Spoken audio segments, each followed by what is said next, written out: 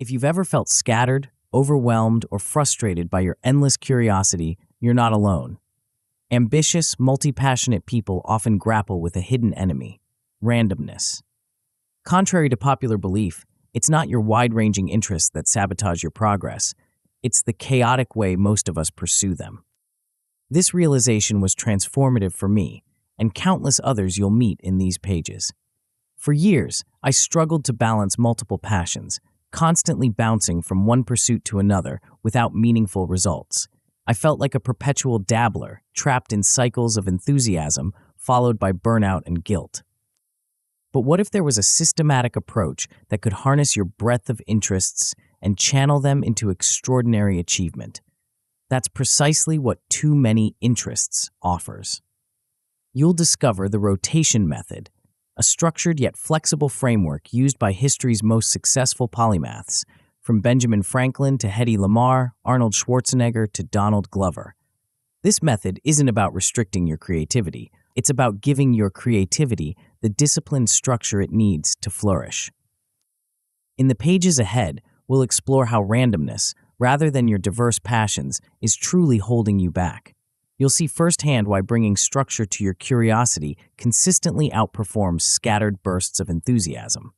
Together, we'll uncover the secrets of the rotation method, including how constraint calendars, micro-seasons, and keystone interests can transform your productivity and fulfillment.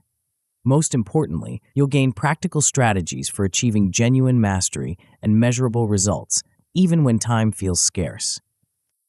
This isn't merely theory. By following this approach, you'll create your own 12-week rotation plan, ship tangible artifacts within 30 days, and reclaim clarity and confidence. You'll finally trade overwhelm for meaningful, compounding progress. If you're tired of feeling like a jack of all trades who never truly masters any, this book is for you. Embrace structured curiosity, unlock your creative potential, and turn your many interests into extraordinary achievements. Let's dive in. Chapter 1. Start strong. Your calendar is a battlefield. 12 different passions wage war for your attention, while deadlines multiply like weeds.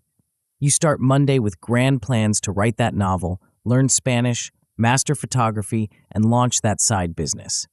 By Wednesday, you're drowning in half-finished projects and broken promises to yourself. Sound familiar? You're not alone, and you're not broken. The problem isn't your ambition, it's not your interests, it's not even your time management.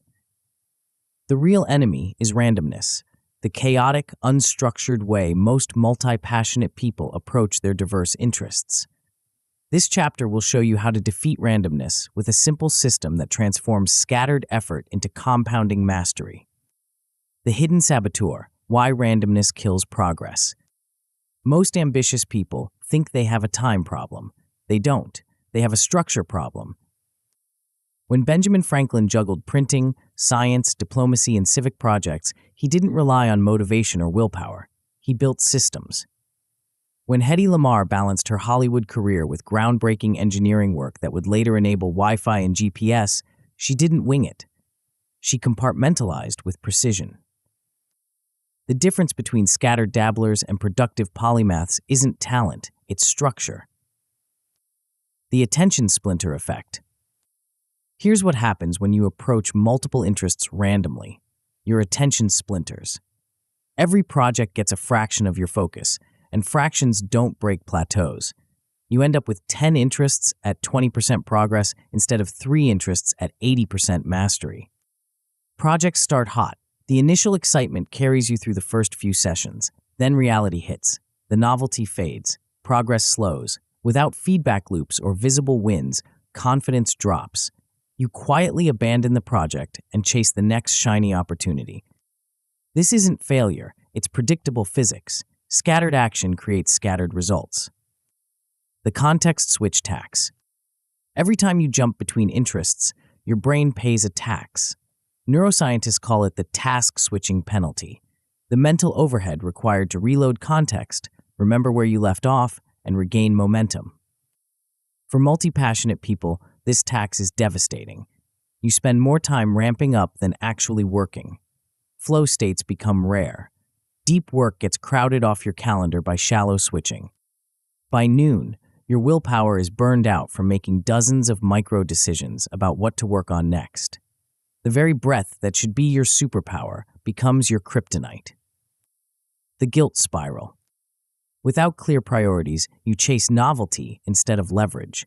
You confuse motion with progress. You forget why you started each interest in the first place. Guilt compounds. You feel bad about neglecting your guitar while working on your business. You feel bad about your business while practicing guitar. Every choice feels like a betrayal of something else you care about. This guilt spiral is the death knell of multi-passionate productivity. It turns your diverse interests from sources of joy into sources of stress.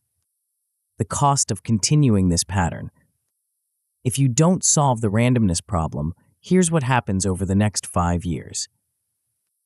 Your portfolio stays empty. You'll have the same starts, the same stalls, the same stories. While you're stuck in endless restart cycles, opportunities will flow to people who actually ship. Your confidence will erode as you shrink your goals to match your diminished expectations. You'll experience burnout disguised as busyness. You'll overcommit and under-recover, quitting the wrong things at the wrong times. Resentment will build toward your own interests, the very things that once excited you. Your relationships will strain under the chaos of last-minute changes and broken commitments. Worst of all, skill decay will waste your past efforts. Hard-won gains will fade without maintenance. You'll find yourself in endless relearning cycles instead of progress cycles. Eventually, you'll conclude, "I'm just not consistent," and that story will become your identity. The rotation method, your new operating system. The solution isn't to pick one passion and abandon the rest. The solution is the rotation method, a systematic approach that channels your natural breadth into structured depth. The rotation method works on 3 core principles. Identity-aligned selection reduces internal conflict by tying all your interests to a single North Star. Instead of fighting yourself, you'll have coherence. Instead of relying on willpower, you'll have alignment. Constraint calendars eliminate decision fatigue by pre-allocating specific lanes for each interest. Your day stops being a negotiation with yourself and becomes an execution of pre-made decisions. Micro-seasons defeat the context switch tax by concentrating effort in short, focused sprints. You'll go deep enough to break plateaus while keeping other skills alive through minimum effective maintenance. The Keystone principle. At the heart of the rotation method is your keystone interest, the one domain that pulls everything else forward. This isn't about picking your favorite interest, it's about choosing the interest with the most leverage, the one that builds skills, audience, and credibility that spill into your other lanes. Donald Glover's keystone is storytelling. Whether he's acting in Atlanta, writing comedy, or recording music as Childish Gambino, narrative craft amplifies everything. Arnold Schwarzenegger's keystone was discipline, first applied to bodybuilding, then transferred to acting, then to governance. Your keystone creates momentum that your supporting interests can draft behind. Micro-seasons, depth without divorce. Instead of trying to grow everything simultaneously, you'll carve your year into 2 to 6 week micro-seasons. Each season has one primary focus, one concrete output, and clear start-stop boundaries.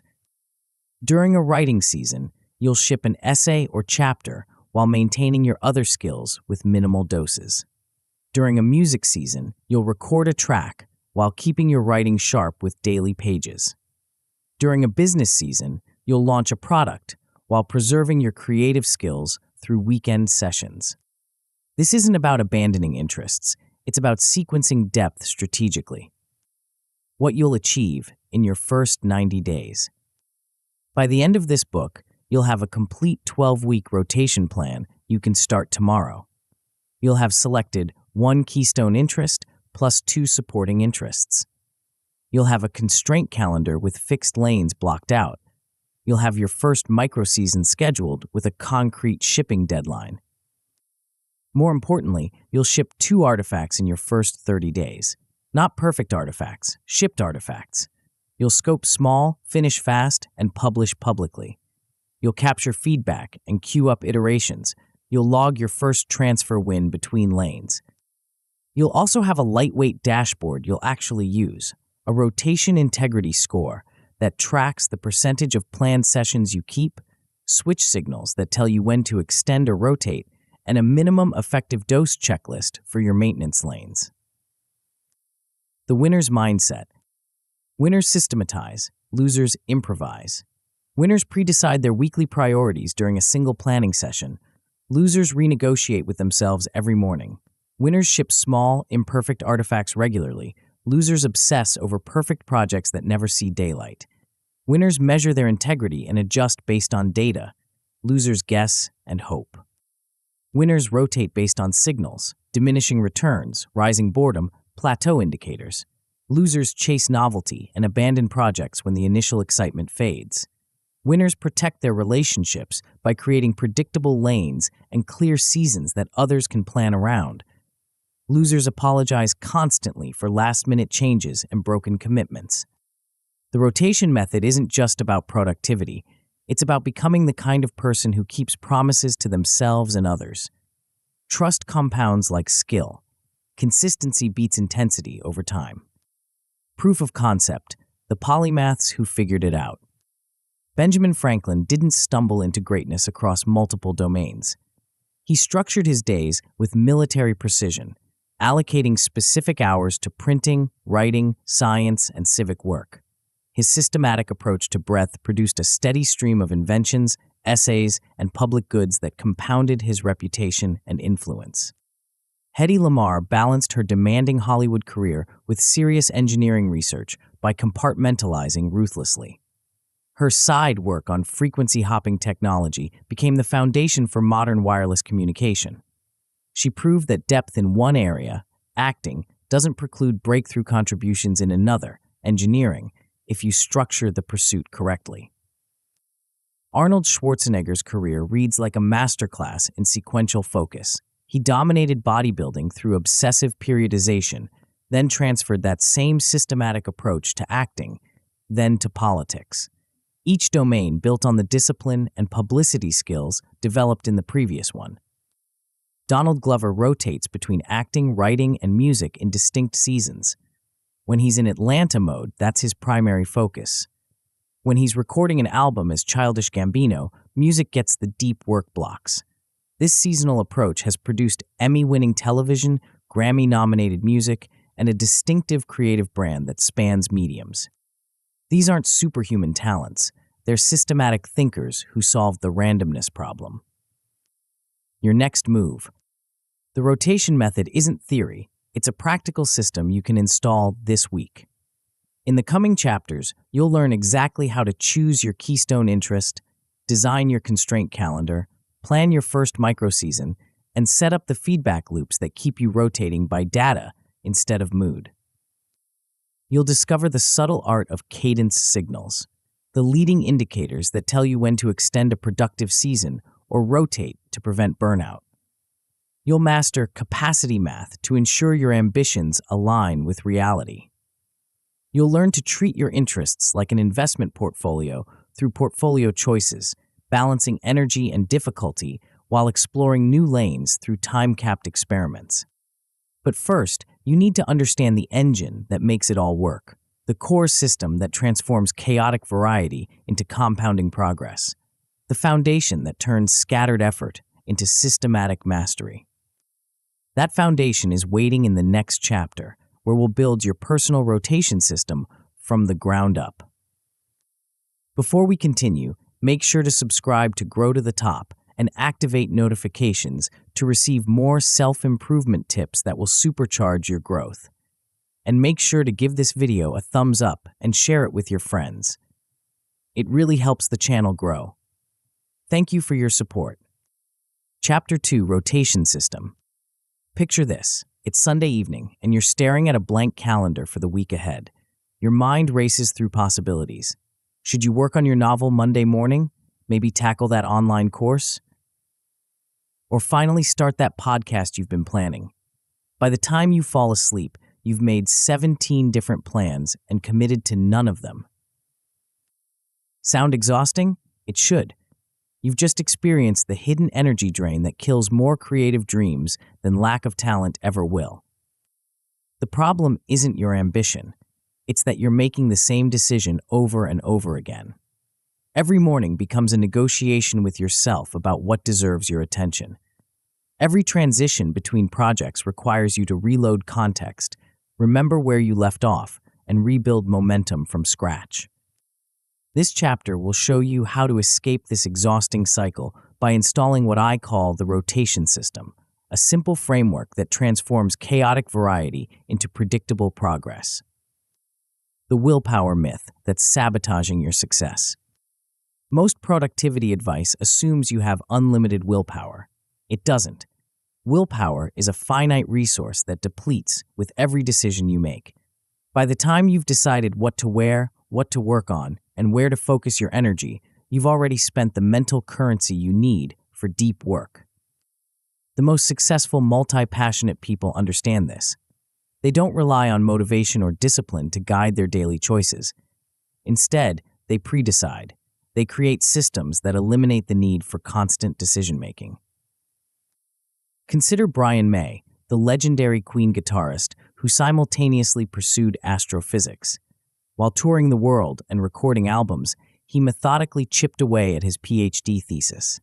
He didn't wake up each day wondering whether to practice guitar or study stellar formation. He had rigorous lanes, music during tour seasons, astrophysics during breaks. This systematic approach allowed him to complete his doctorate in 2007, 36 years after he started it, without sacrificing his musical career.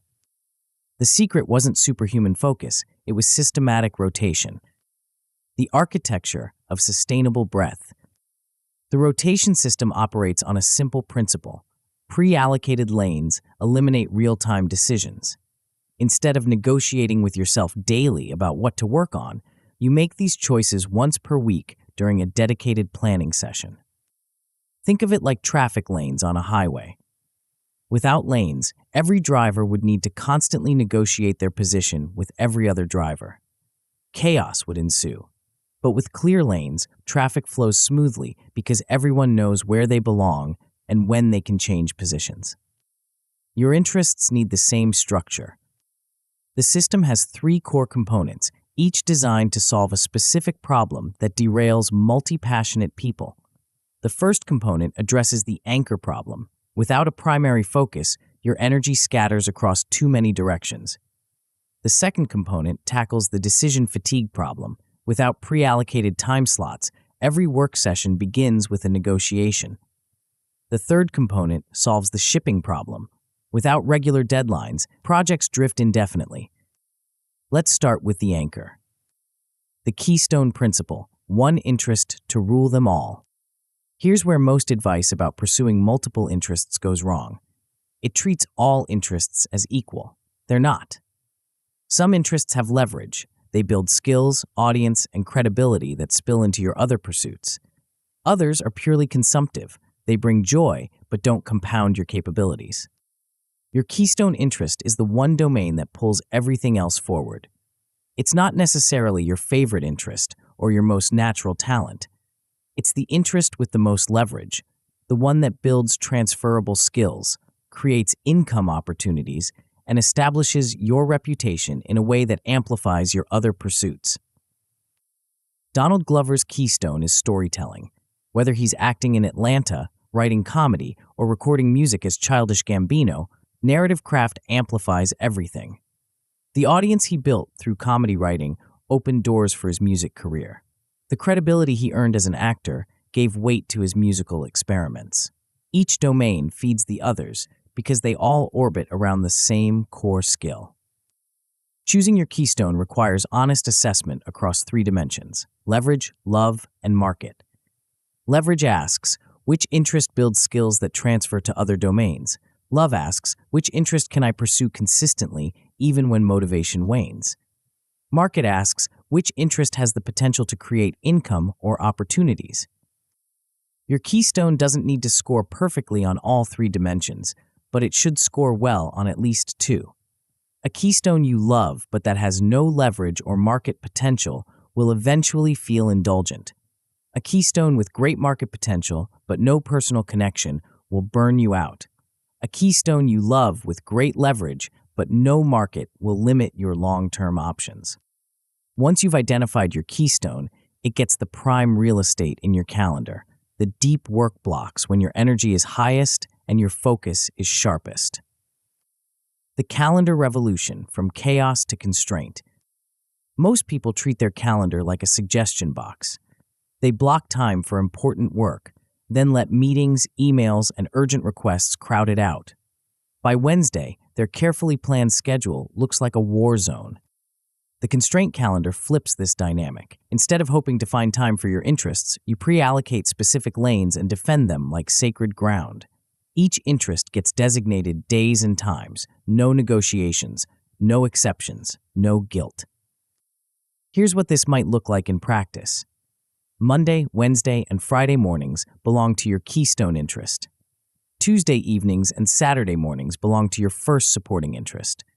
Thursday evenings belong to your second supporting interest. Sunday is for planning and review. The specific schedule matters less than the consistency. The goal is to eliminate the daily decision of what should I work on now and replace it with it's Tuesday evening, so I'm working on my supporting interest. This approach feels restrictive at first, especially if you're used to following your mood or energy levels. But constraint creates freedom. When you know exactly when you'll work on each interest, you can be fully present during those sessions instead of worrying about when you'll get to your other projects. Benjamin Franklin understood this principle. His daily schedule was legendary in its precision, specific hours for work, study, meals, and reflection. This structure didn't limit his creativity. It amplified it by eliminating decision fatigue and ensuring consistent progress across multiple domains. Decision batching, the weekly planning ritual. The third component of the rotation system is decision batching, making all your weekly choices during a single planning session instead of making them on the fly. Every Sunday evening, you'll spend 30 minutes planning your upcoming week. During this session, you'll decide what specific outputs you want to ship from each lane, how much time you'll spend on each project, and what success looks like for the week ahead.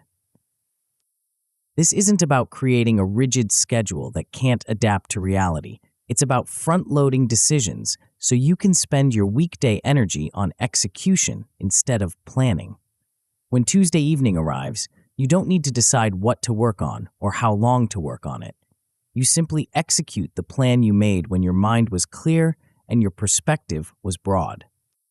The planning session follows a simple template. Review last week's progress. Identify this week's priorities for each lane. Scope specific outputs you can ship, and schedule buffer time for the unexpected. The entire process takes less time than most people spend deciding what to watch on Netflix. But here's the crucial part. Once you've made these decisions, you commit to them. No midweek pivots based on mood or inspiration. No abandoning Tuesday's plan because Wednesday brought a new idea. The discipline of following through on your own decisions builds the most important skill for multi-passionate people: self-trust. The myths that keep you stuck. Before we dive into implementation, let's address 3 persistent myths that prevent people from adopting systematic approaches to their interests. Myth 1. Multitasking works. It doesn't. What most people call multitasking is actually rapid task switching, and every switch carries a cognitive penalty. Research shows it can take up to 23 minutes to fully refocus after an interruption. For multi-passionate people, this switching penalty is devastating because it prevents the deep focus required for meaningful progress. The solution isn't to eliminate switching, it's to make switching intentional and infrequent. Instead of switching between interests multiple times per day, you switch between them on a planned schedule measured in days or weeks. Myth 2. You must pick one passion forever. This false dichotomy has derailed countless multi-passionate people who assume they must choose between breadth and depth. The rotation system proves you can have both, you just can't have them simultaneously. You rotate depth while maintaining breadth. Myth 3. Structure kills creativity. The opposite is true. Constraints amplify creativity by forcing you to work within boundaries. When you know you have exactly 90 minutes to work on your novel, you don't waste time deciding what to write, you write. When you know Tuesday evening is your music time, you don't spend it tuning your guitar, you compose. The most creative people in history were also the most systematic. Mozart composed over 600 works, not despite his structured approach to composition, but because of it. Building your personal rotation engine. Now let's build your system. Start by identifying your keystone interest using the Leverage Love Market framework. Write down all your current interests and score each one on a scale of 1 to 5 across these 3 dimensions. Your keystone should emerge as the interest with the highest combined score. Next, design your constraint calendar. Look at your typical week and identify the time blocks when you have the most energy and the fewest interruptions. Allocate the best blocks to your keystone interest. Give your supporting interests the remaining quality time slots. Be realistic about your capacity. It's better to underpromise and overdeliver than to create a fantasy schedule that collapses by Tuesday. Finally, establish your weekly planning ritual. Choose a consistent time. Sunday evening works well for most people, and commit to spending 30 minutes reviewing the previous week and planning the next one. During this session, you'll decide what you want to ship from each lane, how much time you'll allocate to each project, and what obstacles you need to plan around. The key to making this system work is starting small and building consistency before adding complexity. Begin with your keystone plus 1 supporting interest. Master the rhythm of planned rotation before adding more lanes. The compound effect of systematic shipping. When you implement the rotation system correctly, something magical happens. You start shipping regularly. Not perfect work, shipped work. This consistent output creates a compound effect that goes far beyond productivity. First, your confidence grows. Every completed project proves to yourself that you can finish what you start. This self-trust becomes the foundation for taking bigger creative risks. Second, your reputation shifts. People stop seeing you as someone with too many interests and start seeing you as someone who gets things done across multiple domains. This reputation opens doors. Clients seek you out. Collaborators want to work with you. Opportunities find you instead of the other way around. Third, your skills transfer. The discipline you develop in your keystone interest strengthens your approach to your supporting interests.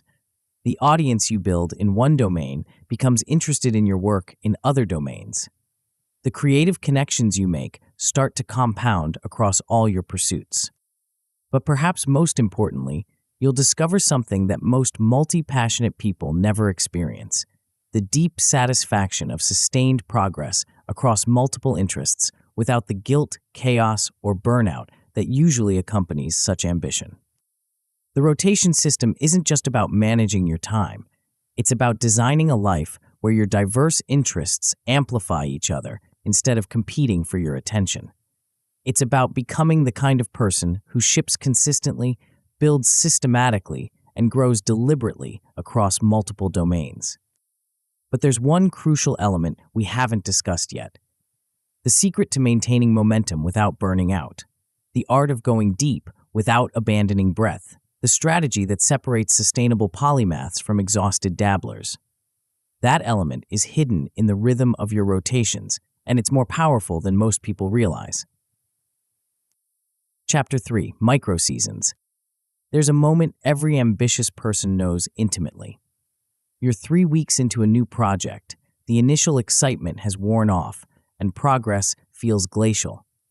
The voice in your head whispers, "Maybe I should try something else. Maybe this isn't working. Maybe I'm not cut out for this." This is the moment where most multi-passionate people make their fatal mistake. They switch.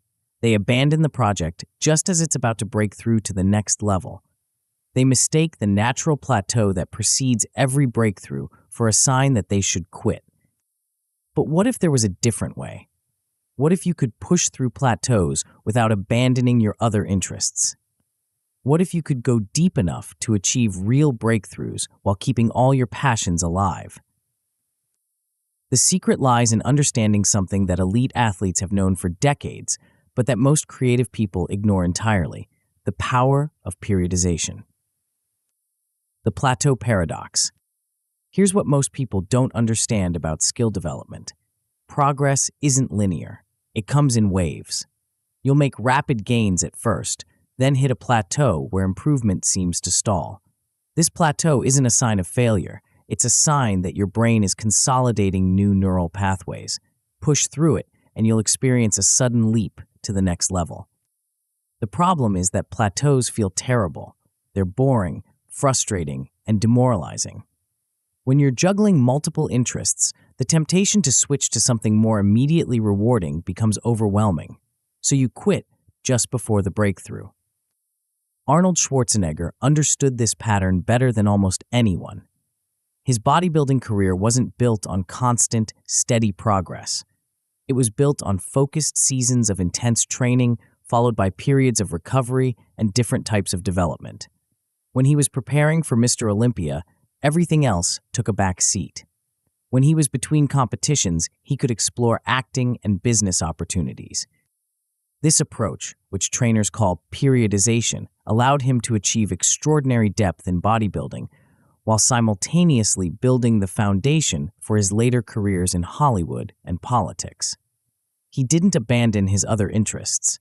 He put them in maintenance mode while he pushed through the plateaus that separate good from great.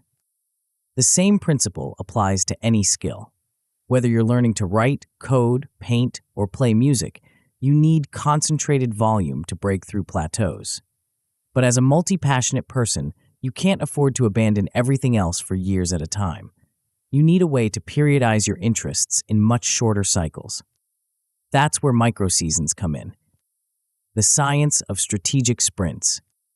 A microseason is a focused sprint lasting 2 to 6 weeks, where you concentrate the majority of your creative energy on one primary interest, while keeping your other interests alive through minimal maintenance. Think of it as a creative training camp.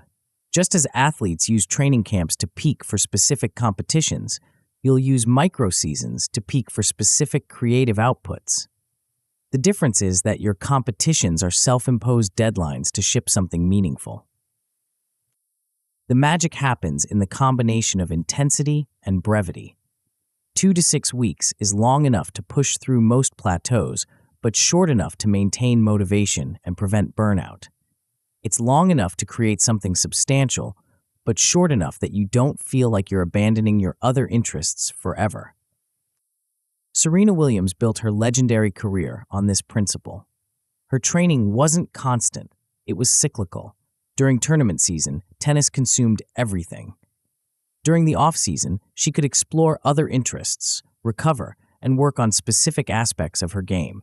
This periodized approach allowed her to maintain peak performance for over 2 decades, far longer than most professional athletes. The key insight is that intensity and sustainability aren't opposites, they're partners. By cycling between periods of intense focus and strategic recovery, you can achieve levels of depth that would be impossible with a constant, moderate approach. The maintenance revolution. Here's where most advice about focus goes wrong. It assumes that anything not receiving your primary attention will automatically decay. This creates a false choice between depth and breadth. You either go deep in one area and watch your other skills atrophy, or you spread yourself thin and never achieve mastery in anything. But what if there was a third option? What if you could maintain your non-primary interests with minimal time investment while still preventing skill decay? This is the concept of minimum effective dose, the smallest amount of practice required to maintain a skill at its current level. For most skills, this is surprisingly small. A writer might maintain their craft with 15 minutes of daily pages. A musician might preserve their technique with 20 minutes of scales 3 times per week. A programmer might stay sharp with 1 small coding challenge per week. The key is identifying what truly matters for maintenance versus what feels productive but isn't essential. Most people over-maintain their secondary interests, spending far more time than necessary to prevent decay. This steals energy from their primary focus and prevents them from achieving the concentrated volume needed for breakthroughs. During a writing microseason, you might maintain your music skills with 2 20-minute practice sessions per week instead of your usual daily hour. During a music microseason, you might maintain your writing with 10 minutes of morning pages instead of your usual hour-long sessions.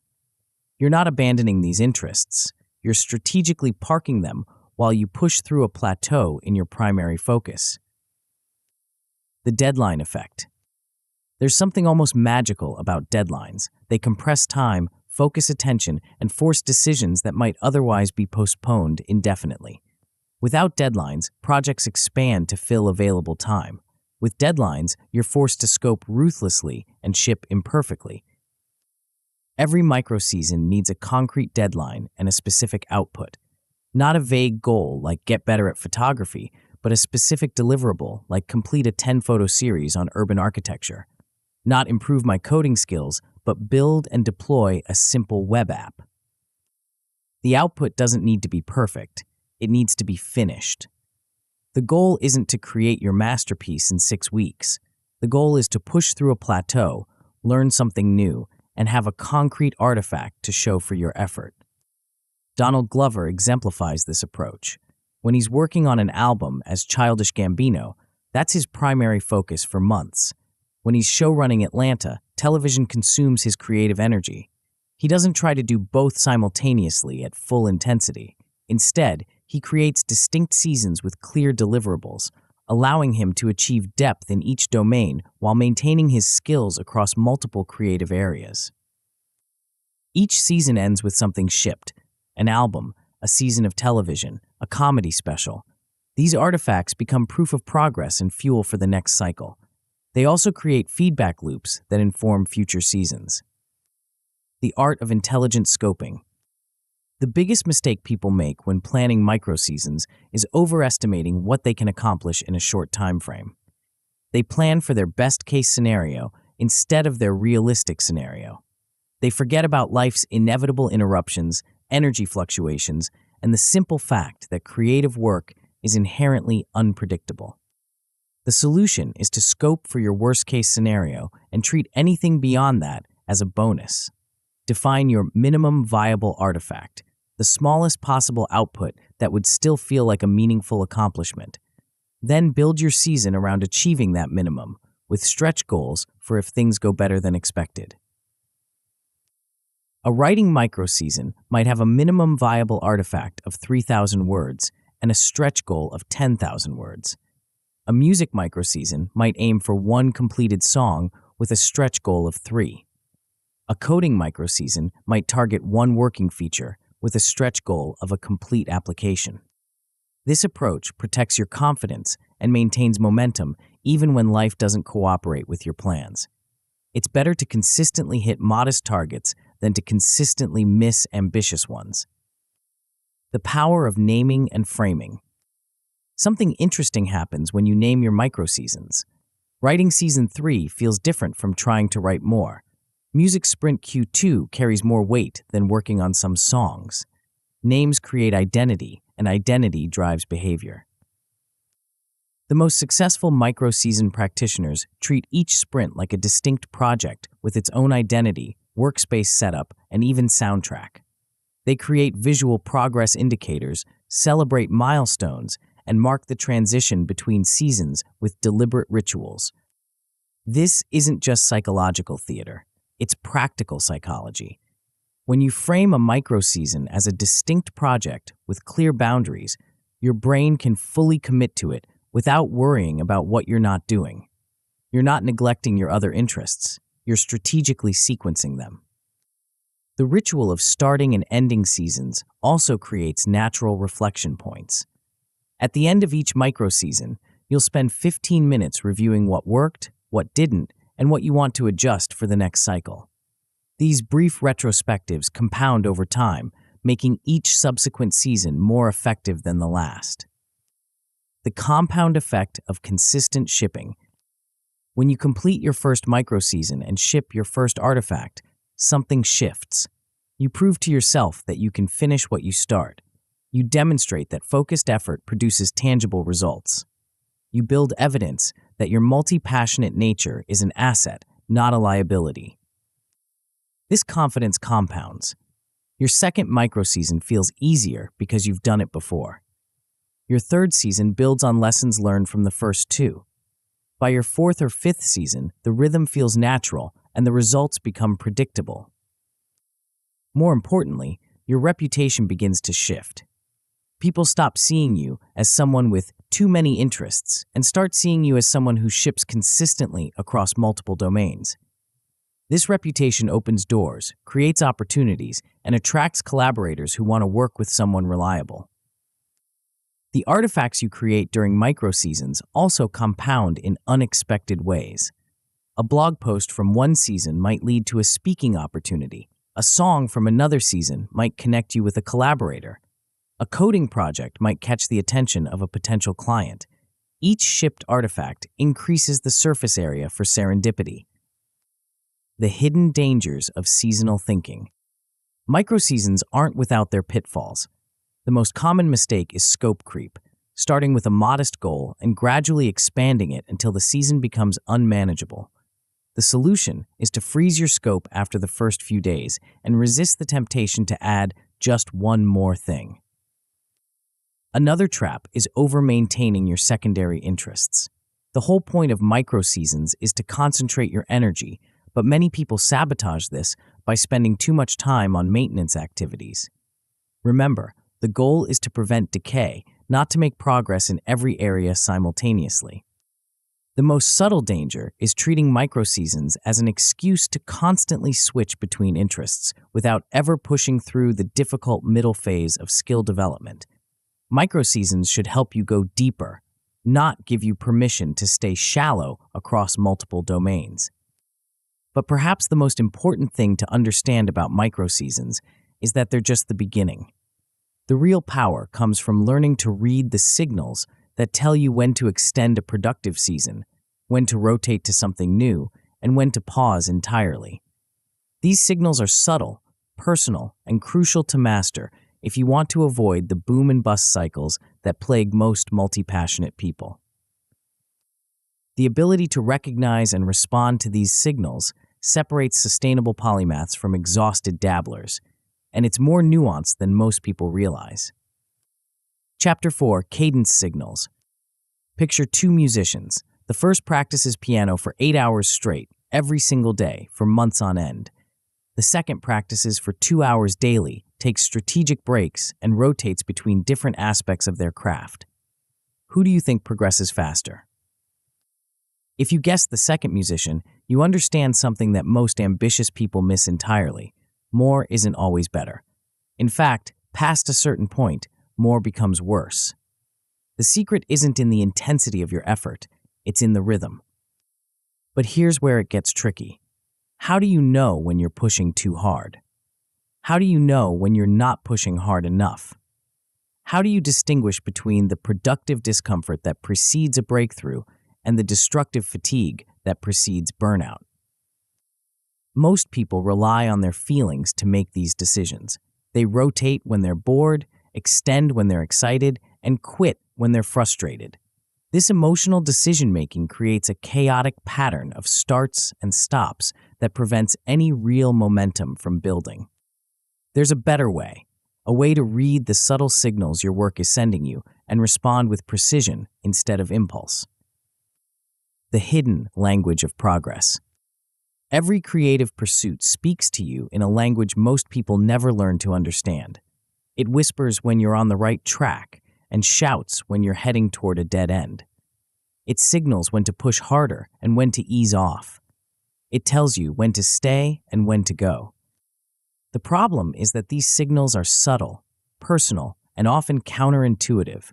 What feels like failure might actually be the prelude to a breakthrough. What feels like momentum might actually be the beginning of diminishing returns. Benjamin Franklin understood this language better than almost anyone in history. His daily routine included specific times for reflection where he would ask himself pointed questions. What good have I done today? And what have I learned? These weren't just feel-good exercises, they were data collection sessions. Franklin was tracking signals that most people ignore entirely. This systematic approach to self-monitoring allowed Franklin to maintain productivity across an astonishing range of interests for decades. He didn't rely on motivation or inspiration to guide his decisions. He relied on patterns, trends, and leading indicators that told him when to double down and when to pivot. The same principle applies to your rotation system. Instead of making decisions based on how you feel in the moment, you can learn to read the signals that predict when a microseason should be extended, when it should end, and when you should take a complete break. The Goldilocks zone of creative rhythm. There's a sweet spot in every creative pursuit, a cadence that maximizes both depth and sustainability. Rotate too quickly, and you never push through the plateaus that separate good from great. Rotate too slowly, and you burn out or stagnate before reaching your potential. This sweet spot isn't the same for everyone, or even the same for every interest. Your optimal cadence for writing might be different from your optimal cadence for music. Your ideal rhythm during busy life periods might be different from your ideal rhythm during calm periods. Arnold Schwarzenegger's training philosophy exemplified this principle. He didn't train the same way year-round. Instead, he periodized his approach based on specific goals and recovery needs. During competition prep, he might focus intensely on specific muscle groups for weeks at a time. During off-seasons, he would rotate between different training styles to prevent adaptation and maintain motivation. This wasn't random variation. It was systematic periodization based on physiological and psychological signals. When strength gains plateaued, he would switch to endurance work. When motivation waned, he would change environments or training partners. When energy flagged, he would reduce volume and focus on recovery. The key insight is that optimal cadence isn't fixed. It's adaptive. It responds to feedback from your work, your energy levels, and your life circumstances. The goal isn't to find the perfect rhythm once and stick to it forever. The goal is to develop the sensitivity to read the signals and adjust accordingly. The 3 types of signals. Your creative work sends you 3 distinct types of signals, each indicating a different course of action. Learning to distinguish between them is crucial for maintaining both momentum and sanity. The first type of signal says extend. These are the green lights that indicate you should push deeper into your current focus. You'll recognize them by a combination of rising energy, increasing curiosity, and visible progress. The work feels challenging but not overwhelming. You're hitting small breakthroughs regularly. You find yourself thinking about the project even when you're not actively working on it. When Arnold was preparing for Mr. Olympia competitions, he would often extend his training phases when these signals appeared. If a particular routine was producing rapid strength gains and he felt energized rather than depleted, he would continue that approach longer than originally planned. The signal wasn't just physical progress. It was the combination of results and sustainable energy that indicated more time in this phase would be productive. The second type of signal says rotate. These are the yellow lights that indicate diminishing returns. Progress has plateaued, curiosity has waned, but you're not experiencing active dread or resistance. The work has become routine rather than challenging. You're going through the motions without the engagement that produces breakthroughs. This is often the hardest signal to read because it doesn't feel urgent. There's no crisis forcing a decision. But staying too long in this phase is where many people get stuck. They mistake busy work for productive work and wonder why their skills aren't improving despite consistent effort. The third type of signal says pause.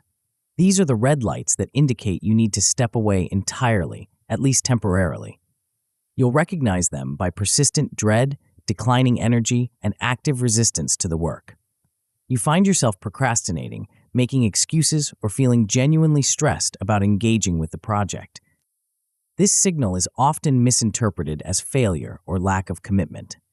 In reality, it's your creative system telling you that continued effort in this direction will be counterproductive. Sometimes you need to step away to gain perspective. Sometimes you need to work on foundational skills before tackling advanced challenges. Sometimes you just need rest. The integrity score revolution. Here's something most productivity advice gets wrong. It focuses on what you plan to do rather than what you actually do. Your intentions matter less than your follow-through. Your commitments matter less than your completion rate. This is where the rotation integrity score becomes crucial. It's a simple metric that tracks the percentage of planned work sessions you actually complete. If you plan to work on your novel 5 times this week and you actually work on it 4 times, your integrity score is 80%. This might seem like a trivial measurement, but it's actually one of the most predictive metrics for long-term success. People with high integrity scores ship more, improve faster, and maintain momentum longer than people with low integrity scores, regardless of their talent level or available time. The score also serves as an early warning system. When your integrity score drops below 80% for 2 consecutive weeks, it's a signal that you've overcommitted. When it stays above 90% for several weeks, it might indicate that you're under-challenging yourself and could handle more ambitious goals. Benjamin Franklin tracked a version of this metric in his famous Virtue Journal, where he marked his daily success or failure in practicing 13 specific virtues. He wasn't trying to be perfect, he was trying to be consistent and improve over time. The act of measurement itself improved his performance. The art of signal reading. Learning to read these signals accurately takes practice. Most people either ignore them entirely or misinterpret them based on their mood or energy level on a particular day. The key is to look for patterns over time rather than making decisions based on isolated incidents. One bad work session doesn't mean you should rotate. One good work session doesn't mean you should extend indefinitely. You're looking for trends that persist across multiple sessions and days. This is why weekly reviews are so important. They give you the perspective to see patterns that are invisible when you're in the middle of daily execution. The most effective signal readers also distinguish between different types of resistance. There's productive resistance, the kind that comes from pushing against your current skill level and indicates growth. And there's destructive resistance, the kind that comes from misalignment, overcommitment, or burnout and indicates the need for a change.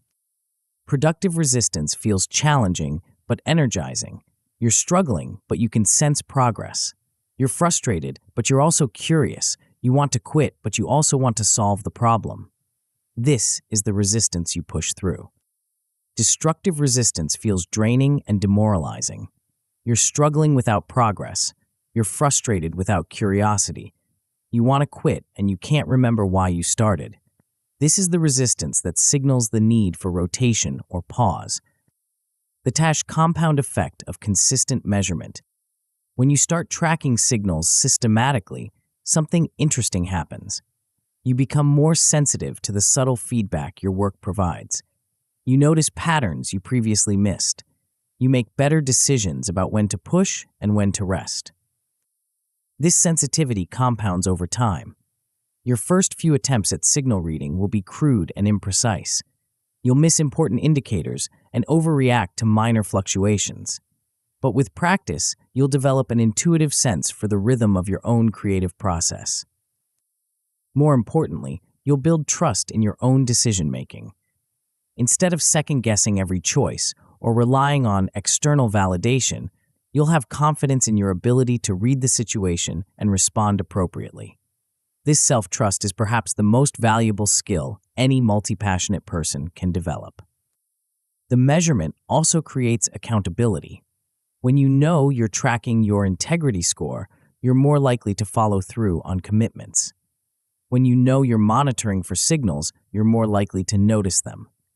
The act of measurement changes behavior in positive ways. The rhythm of sustainable excellence. The ultimate goal isn't to optimize for any single metric. It's to find a sustainable rhythm that allows for both depth and breadth over the long term. This means accepting that some seasons will be more productive than others. Some rotations will yield breakthroughs, while others will feel like maintenance. Some pauses will be necessary for recovery and perspective. The key is to trust the process and resist the urge to force outcomes. When you're reading signals accurately and responding appropriately, progress becomes inevitable, even if it's not always immediate. You're playing a long game where consistency matters more than intensity, and sustainability matters more than speed. This approach also protects against the boom and bust cycles that plague many ambitious people. Instead of alternating between periods of unsustainable effort and complete burnout, you maintain a steady rhythm that allows for both achievement and recovery. The most successful multi-passionate people understand that cadence is a skill that can be developed and refined over time. They don't expect to get it right immediately, but they commit to getting better at reading signals and responding appropriately. But even the most finely tuned rotation system will fail if it's not grounded in mathematical reality.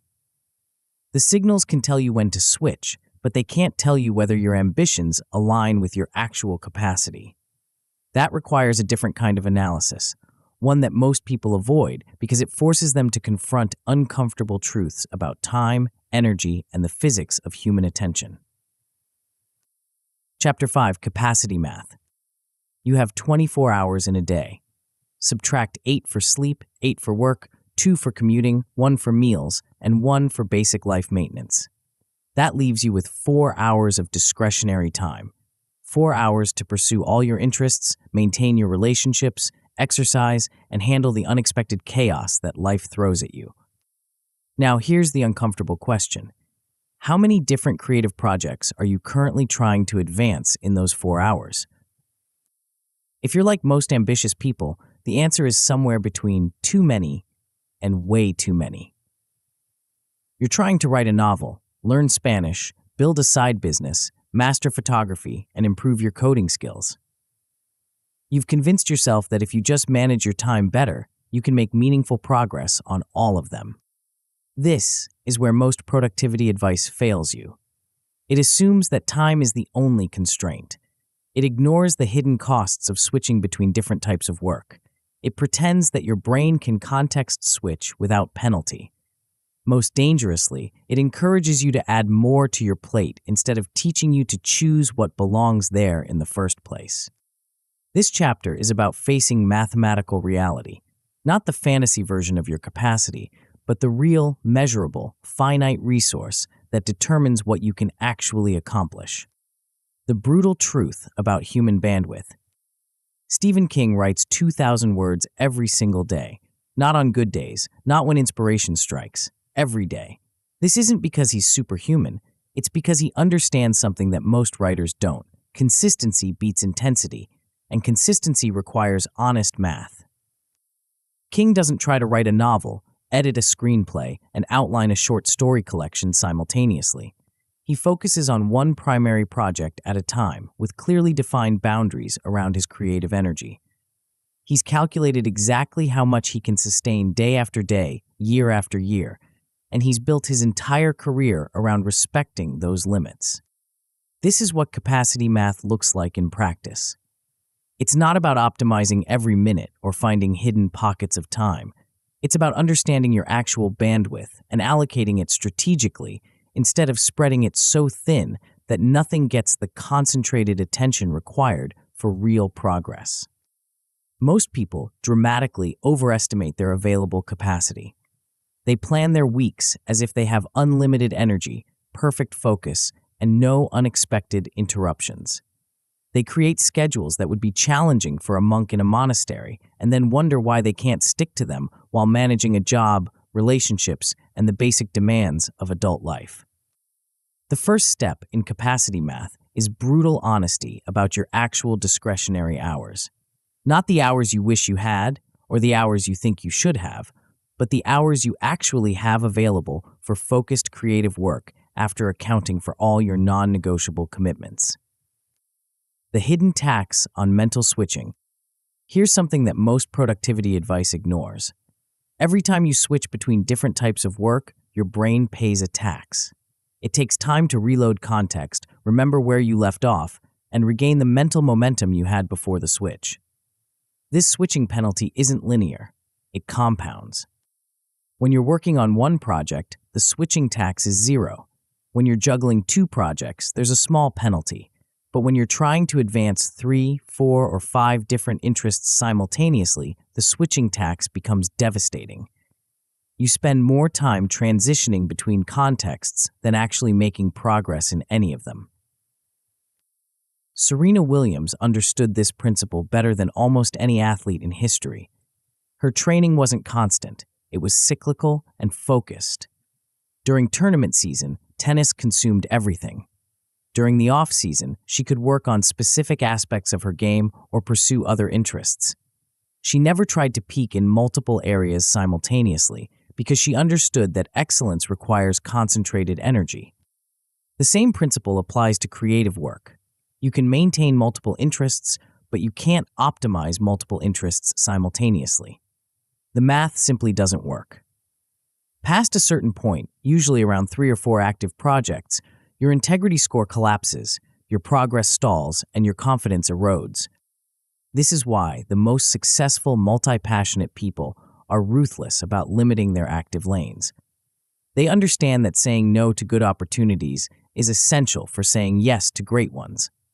They use math to give themselves permission to focus instead of relying on willpower to resist distraction. The science of skill decay. Not all skills are created equal when it comes to maintenance. Some fade quickly without regular practice, while others hold their value for months or even years. Understanding these differences is crucial for designing a sustainable rotation system. Physical skills tend to decay faster than cognitive ones. Your guitar calluses will disappear after a week of not playing, but your understanding of music theory will persist much longer. Language skills require frequent practice to maintain fluency, but programming concepts can lie dormant for months and return quickly with a brief refresher. This is where the concept of skill half-life becomes important. Just as radioactive elements decay at predictable rates, skills deteriorate in measurable patterns. By understanding these patterns, you can design maintenance protocols that preserve your hard-won gains with minimal time investment. A skill with a short half-life might need attention twice a week to prevent noticeable decay. A skill with a medium half-life might only need a weekly touch. A skill with a long half-life might be fine with monthly maintenance during inactive periods. The key is matching your maintenance dose to the decay rate of each skill. Too little maintenance, and you'll find yourself constantly relearning things you've already mastered. Too much maintenance, and you'll steal energy from your primary focus without meaningful benefit. The minimum effective dose revolution. Most people think that if 30 minutes of practice is good, 60 minutes must be better. This linear thinking ignores the reality of diminishing returns. For many skills, there's a minimum effective dose, the smallest amount of practice that prevents decay or maintains current ability. For a writer, this might be 15 minutes of daily pages. For a musician, it might be 20 minutes of scales 3 times per week. For a programmer, it might be 1 small coding challenge per week.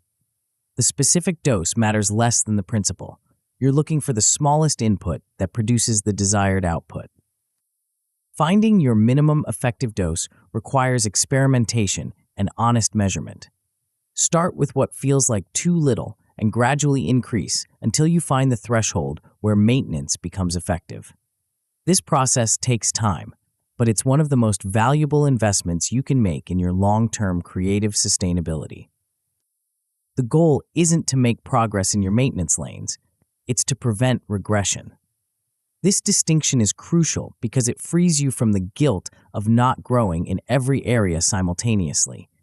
You're not failing to advance your Spanish skills during a writing season.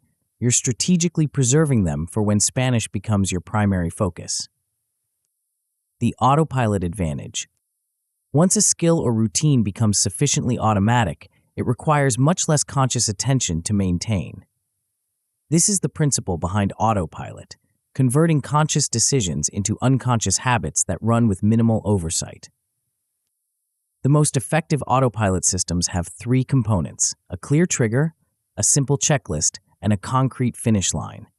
The trigger tells you when to start, The checklist tells you what to do. The finish line tells you when you're done. For example, your writing maintenance might trigger every morning after your first cup of coffee.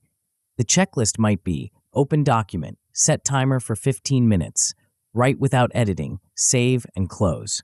The finish line is when the timer goes off. No decisions, no negotiations, no room for perfectionism to derail the process. Building effective autopilot systems takes time and iteration.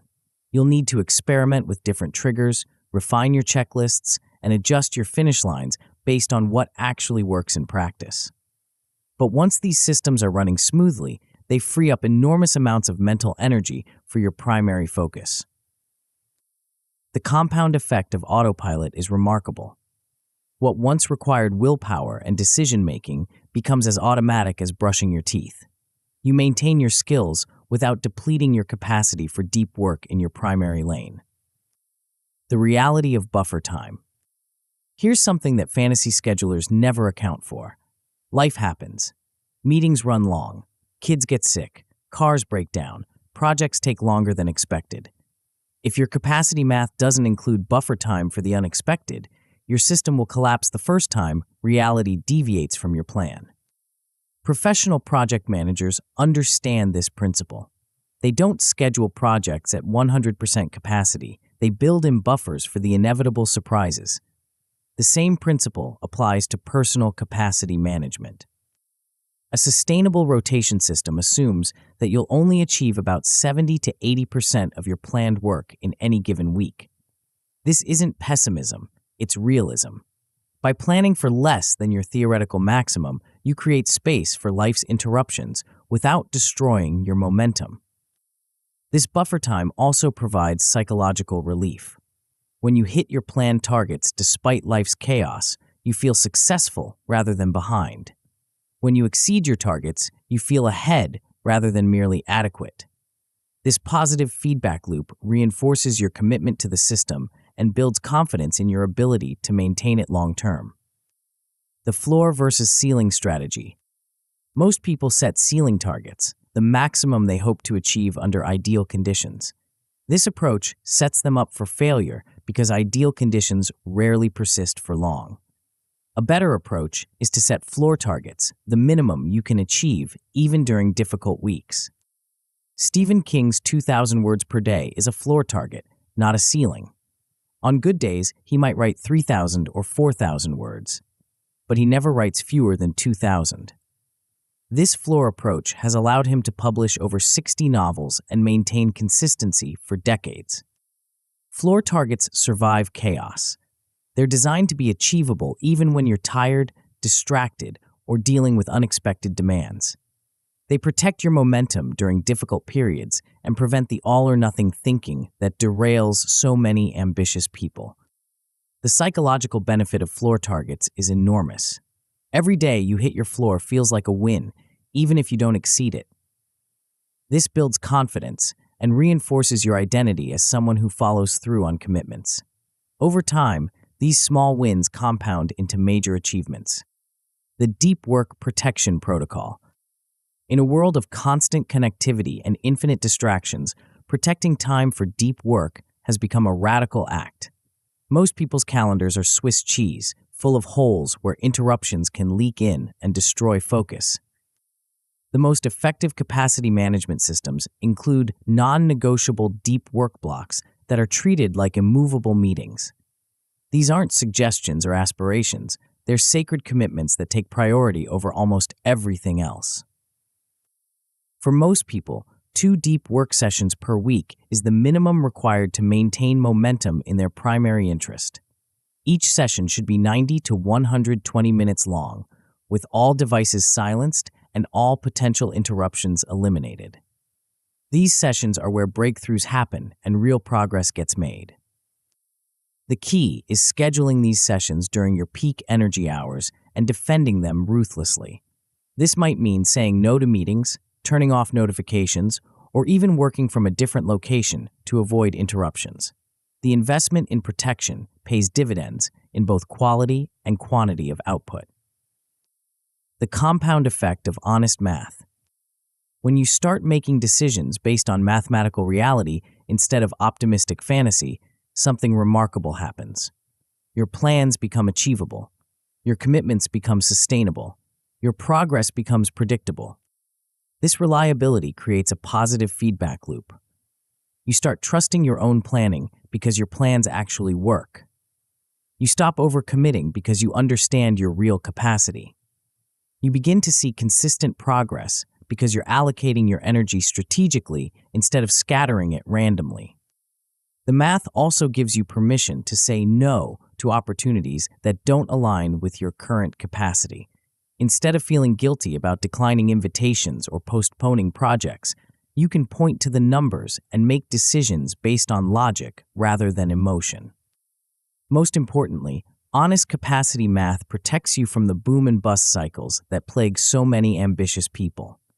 Instead of alternating between periods of unsustainable effort and complete burnout, you maintain a steady rhythm that allows for both achievement and recovery. But even the most mathematically sound rotation system will fail if you're pursuing the wrong mix of interests. The difference between a portfolio that compounds your capabilities and one that fragments your attention isn't just about timing and capacity, it's about the fundamental choices you make about which interests deserve your limited bandwidth in the first place. Chapter 6, Portfolio Choices. Imagine you're a financial advisor meeting with a new client. They walk into your office with a briefcase full of cash and announce their investment strategy. I want to put everything into cryptocurrency, day trading, and startup investments. All high risk, high reward. I'm young and I can handle the volatility. You'd probably suggest they reconsider. Not because high-risk investments are inherently bad, but because putting everything into high-risk, high-energy investments is a recipe for burnout and catastrophic loss. Smart investors diversify. They balance growth stocks with stable bonds, aggressive plays with conservative holds, and high-maintenance investments with set-it-and-forget-it options. Your creative interests deserve the same strategic thinking. Most multi-passionate people approach their interests like gambling addicts at a casino. They chase whatever feels exciting in the moment, pile everything into high-energy pursuits, and wonder why they burn out or make little progress. They treat every interest as equally important and equally urgent, creating a portfolio that's impossible to sustain.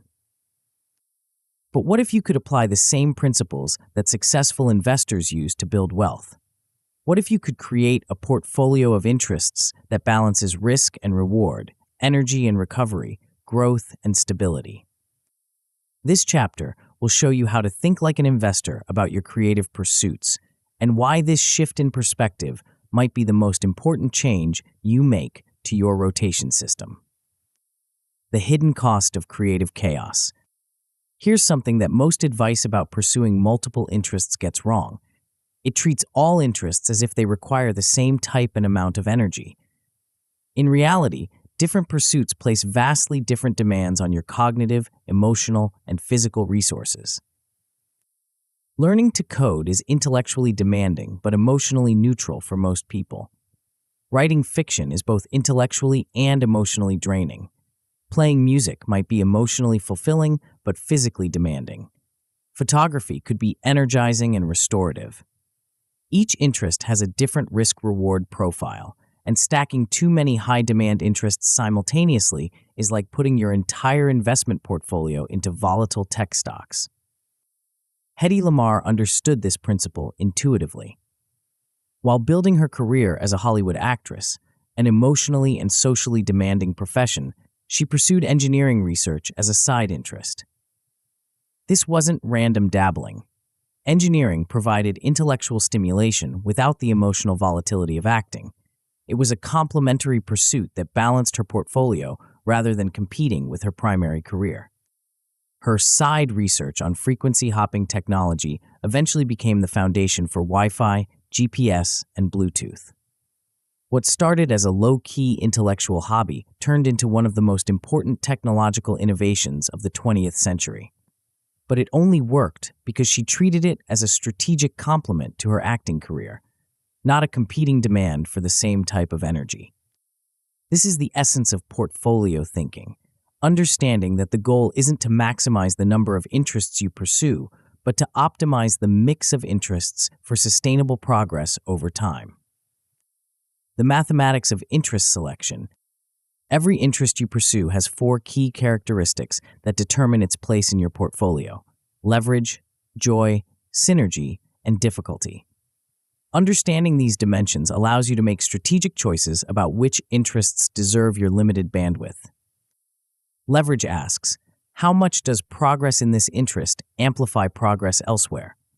Your keystone interest should score high on leverage because gains in this area create opportunities and build skills that transfer to other domains.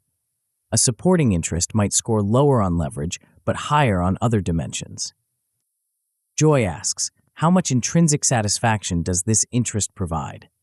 This isn't about fleeting excitement, it's about deep, sustainable fulfillment that persists even during difficult phases. Interests that score high on joy help you weather the inevitable plateaus and setbacks that come with any serious pursuit. Synergy asks, how well does this interest complement my other pursuits? Some interests share skills, audiences, or resources with your other interests. Others are completely independent. High synergy interests create compound effects where progress in one area accelerates progress in another. Difficulty asks, how much energy does this interest demand?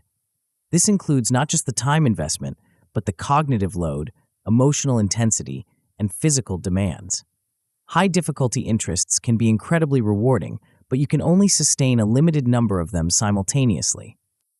The key insight is that you don't need every interest to score high on every dimension.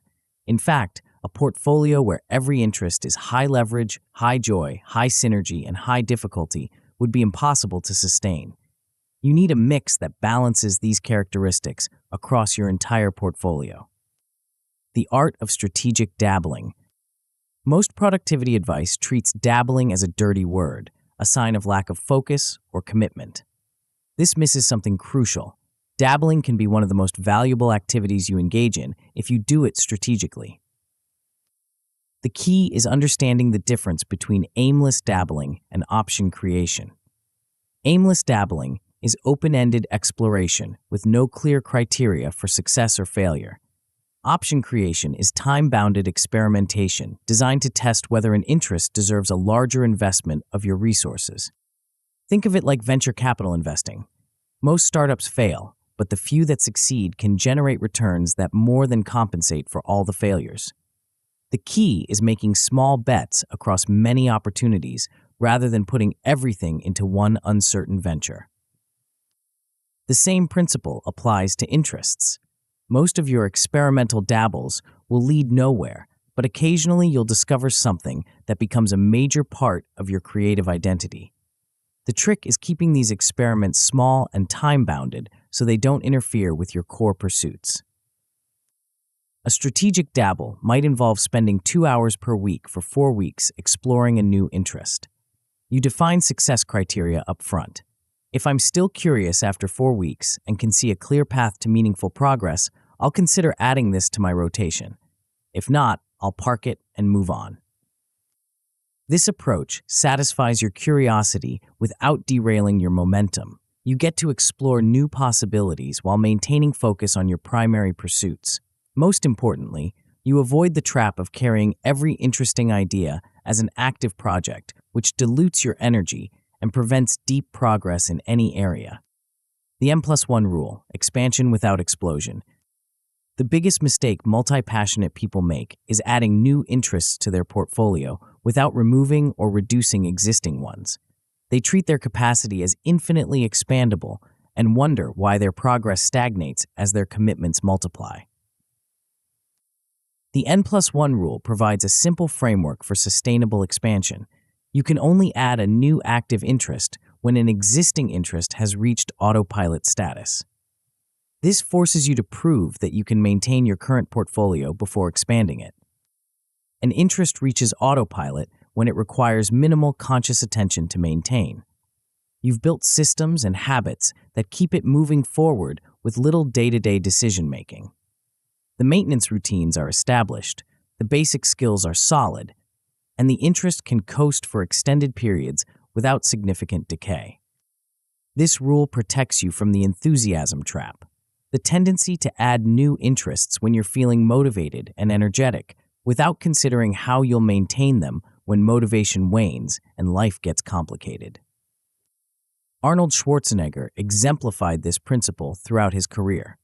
He didn't try to dominate bodybuilding, acting, and politics simultaneously. Instead, he sequenced his focus, building each pursuit to a sustainable level before adding the next. Bodybuilding reached autopilot through established training routines and competitive success. Only then did he seriously pursue acting. Acting reached autopilot through proven box office success and established relationships. Only then did he enter politics. This sequential approach allowed him to achieve extraordinary success in multiple domains without the chaos and burnout that plague most people who try to do everything at once. The life cycle strategy. Not all interests are created equal, and not all interests remain equal over time. Every pursuit goes through predictable phases, and your strategy should adapt to match the life cycle stage of each interest. The spark phase is characterized by high curiosity, rapid initial progress, and lots of experimentation. This is when an interest feels fresh and exciting. Your strategy should focus on exploration and skill building. You're trying to determine whether this interest has long-term potential and where your natural strengths lie. The grind phase is where most people quit. The initial excitement has worn off, progress has slowed, and the work feels difficult without being immediately rewarding. This is actually the most important phase because it's where real skill development happens. Your strategy should focus on consistency and pushing through plateaus. The groove phase is where the interest becomes genuinely enjoyable and sustainable. You've built enough skill to tackle interesting challenges, and the work feels more like play. Your strategy should focus on deepening expertise and exploring advanced applications. The mastery phase is where the interest becomes a source of income, reputation, or significant personal satisfaction. You've achieved a level of competence that others recognize and value. Your strategy should focus on teaching, creating, and leveraging your expertise. Understanding these phases helps you set appropriate expectations and avoid common mistakes. You don't abandon an interest just because it's in the grind phase. That's exactly when persistence matters most. You don't expect immediate mastery from a spark phase interest. That's unrealistic and counterproductive. The balance of risk and recovery. One of the most important principles of portfolio management is risk parity, ensuring that your overall risk exposure doesn't exceed your capacity to handle volatility. In financial investing, this means not putting all your money into high-risk stocks. In interest management, this means not pursuing only high-energy, high-difficulty interests. Every sustainable portfolio needs at least one recovery lane, an interest that energizes rather than depletes you. This might be something physical, like hiking or dancing, something meditative like drawing or gardening, or something social like teaching or mentoring. Recovery lanes aren't less important than your high-intensity pursuits. They're what make your high-intensity pursuits sustainable. They provide the emotional and physical restoration you need to maintain peak performance in your more demanding interests. The most effective multi-passionate people deliberately pair high-strain interests with low-strain ones. If your keystone interest is intellectually demanding, one of your supporting interests might be more physical or creative.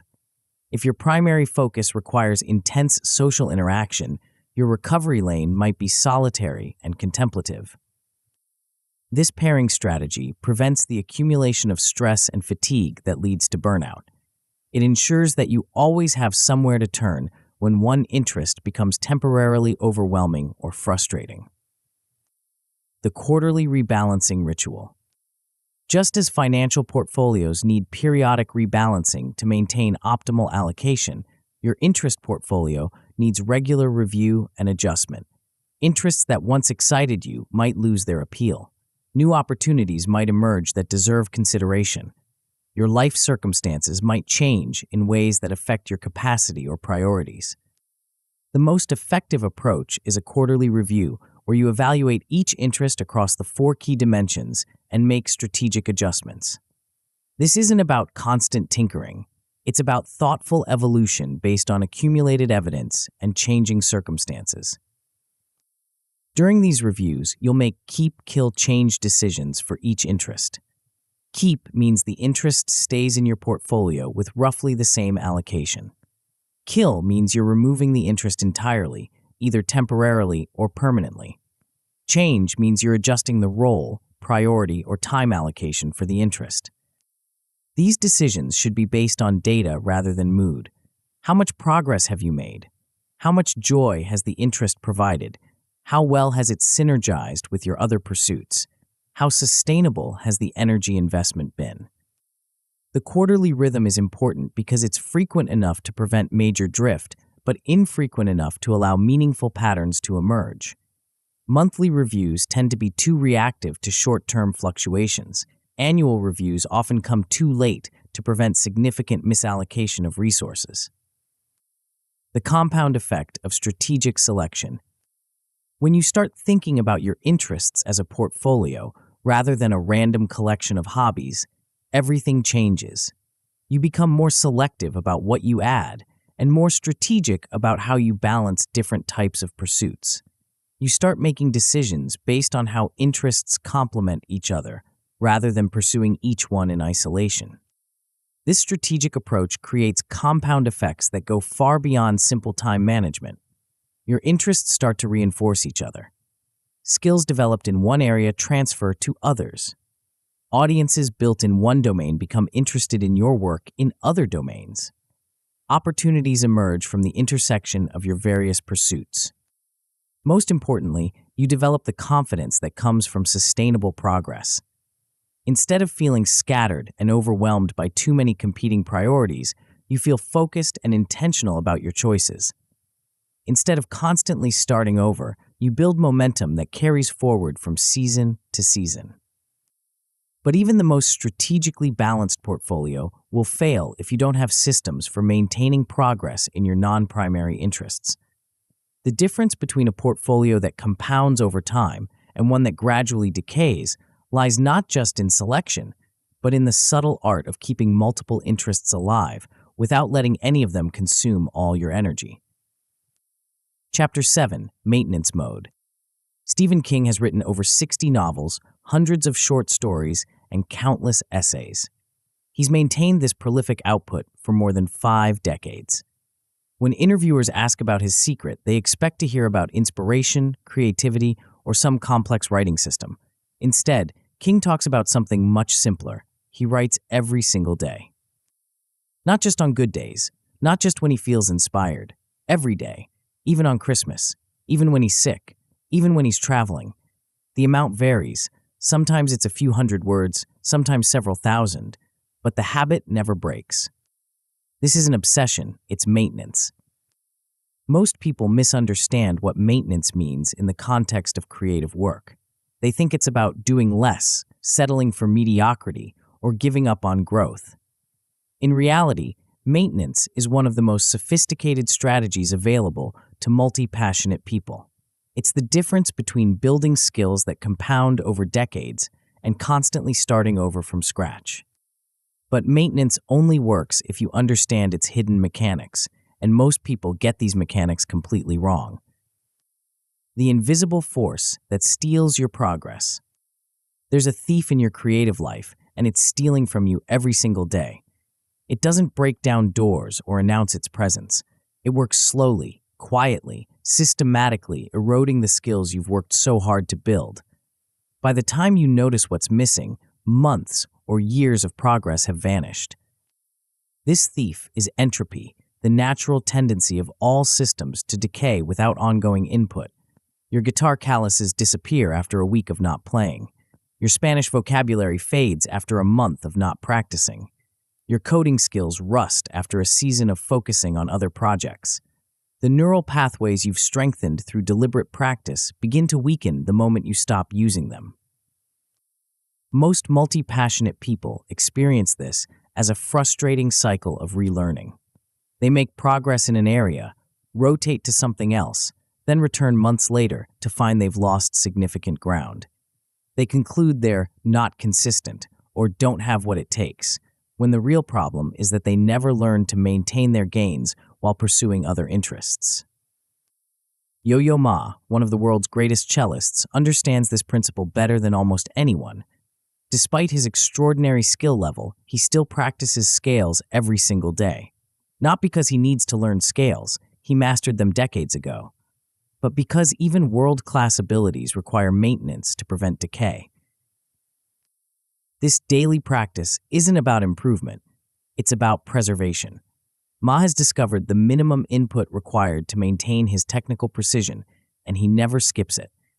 This maintenance practice frees him to focus his growth energy on interpretation, collaboration, and artistic exploration without worrying about his fundamental skills deteriorating. The liberation of strategic limitation. Here's something that sounds counterintuitive. The key to maintaining multiple interests isn't trying to grow them all simultaneously. It's accepting that most of your interests will be in maintenance mode most of the time, and that this is not only okay, it's optimal. The traditional approach to multiple interests assumes that every pursuit deserves equal attention and energy. This creates an impossible situation where you're constantly behind, constantly guilty, and constantly switching between projects without making meaningful progress in any of them. The maintenance approach flips this dynamic. Instead of trying to grow everything at once, you designate most of your interests as maintenance and pour your growth energy into one or two primary focuses. The maintenance interests don't disappear. They stay alive through minimal but consistent inputs while your primary interests surge forward. This isn't settling for less. It's recognizing that sustainable progress requires strategic limitation. By accepting that you can't optimize everything simultaneously, you free yourself to achieve real depth in your primary areas while preserving your capabilities in secondary areas. The psychological relief of this approach is enormous. Instead of feeling guilty about neglecting your other interests, you feel strategic about your choices. Instead of constantly starting over, you build on existing foundations. Instead of scattered effort producing scattered results, you get focused effort producing compound progress. The science of minimum effective dose. Not all maintenance is created equal. The amount of practice required to maintain a skill varies dramatically based on the skill's complexity, your current level, and how recently you acquired it. Understanding these variables allows you to design maintenance protocols that preserve your abilities with minimal time investment. Physical skills typically require more frequent maintenance than cognitive ones. Your guitar technique needs regular attention to prevent calluses from disappearing and muscle memory from fading. Your understanding of music theory, however, can remain dormant for months and return quickly with a brief refresher. Recently acquired skills are more fragile than deeply ingrained ones. If you just learned to code, a week away from programming might set you back significantly. If you've been coding for years, you might be able to take a month off and return without major regression. Complex skills often have different maintenance requirements for different components. A writer might need daily practice to maintain their voice and flow, but their understanding of story structure might persist much longer without active reinforcement. The key is finding the minimum effective dose for each skill, the smallest amount of practice that prevents noticeable decay. This requires experimentation and honest measurement. Start with what feels like too little and gradually increase until you find the threshold where maintenance becomes effective. For most skills, this threshold is surprisingly low. A musician might maintain their technique with 20 minutes of practice 3 times per week. A writer might preserve their voice with 15 minutes of daily pages. A programmer might stay sharp with 1 small coding challenge per week. The goal isn't to make progress during maintenance periods, it's to prevent regression. This distinction is crucial because it frees you from the pressure to constantly improve in every area. You're not failing to advance your Spanish skills during a writing season. You're strategically preserving them for when Spanish becomes your primary focus. The autopilot revolution. The most effective maintenance systems eventually become automatic. They run without conscious decision-making or willpower. This is the principle behind autopilot, converting recurring behaviors into habits that trigger themselves.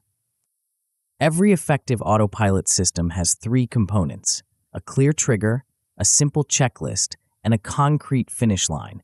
The trigger tells you when to start. The checklist tells you what to do. The finish line tells you when you're done.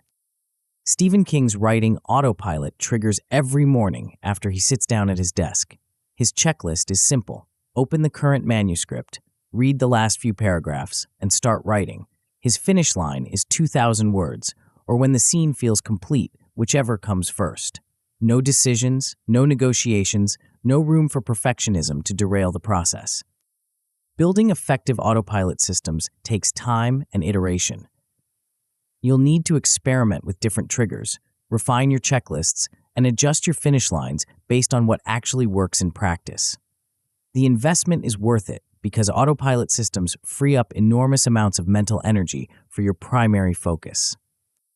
The key is starting simple and gradually refining. Your first autopilot system might be crude and imperfect, but it's better than relying on motivation and willpower to maintain consistency. As the system becomes more automatic, you can optimize for efficiency and effectiveness. The compound effect of autopilot is remarkable. What once required conscious effort and decision-making becomes as natural as brushing your teeth. You maintain your skills without depleting your capacity for deep work in your primary lane. The art of intelligent batching. One of the biggest mistakes people make with maintenance is spreading it throughout their week in ways that create constant context switching. They practice guitar for 20 minutes on Monday, write for 15 minutes on Tuesday, and code for 30 minutes on Wednesday. Each session requires mental warm-up time and creates transition costs that reduce efficiency. A better approach is batching maintenance activities together in dedicated blocks. Instead of spreading maintenance across the week, you might dedicate Saturday morning to all your maintenance activities. Guitar practice, writing pages, coding challenges, and language review all happen back-to-back in a single focused session. This batching approach reduces the total time required for maintenance because you eliminate repeated warm-up costs. It also frees up larger blocks during the week for deep work on your primary interests.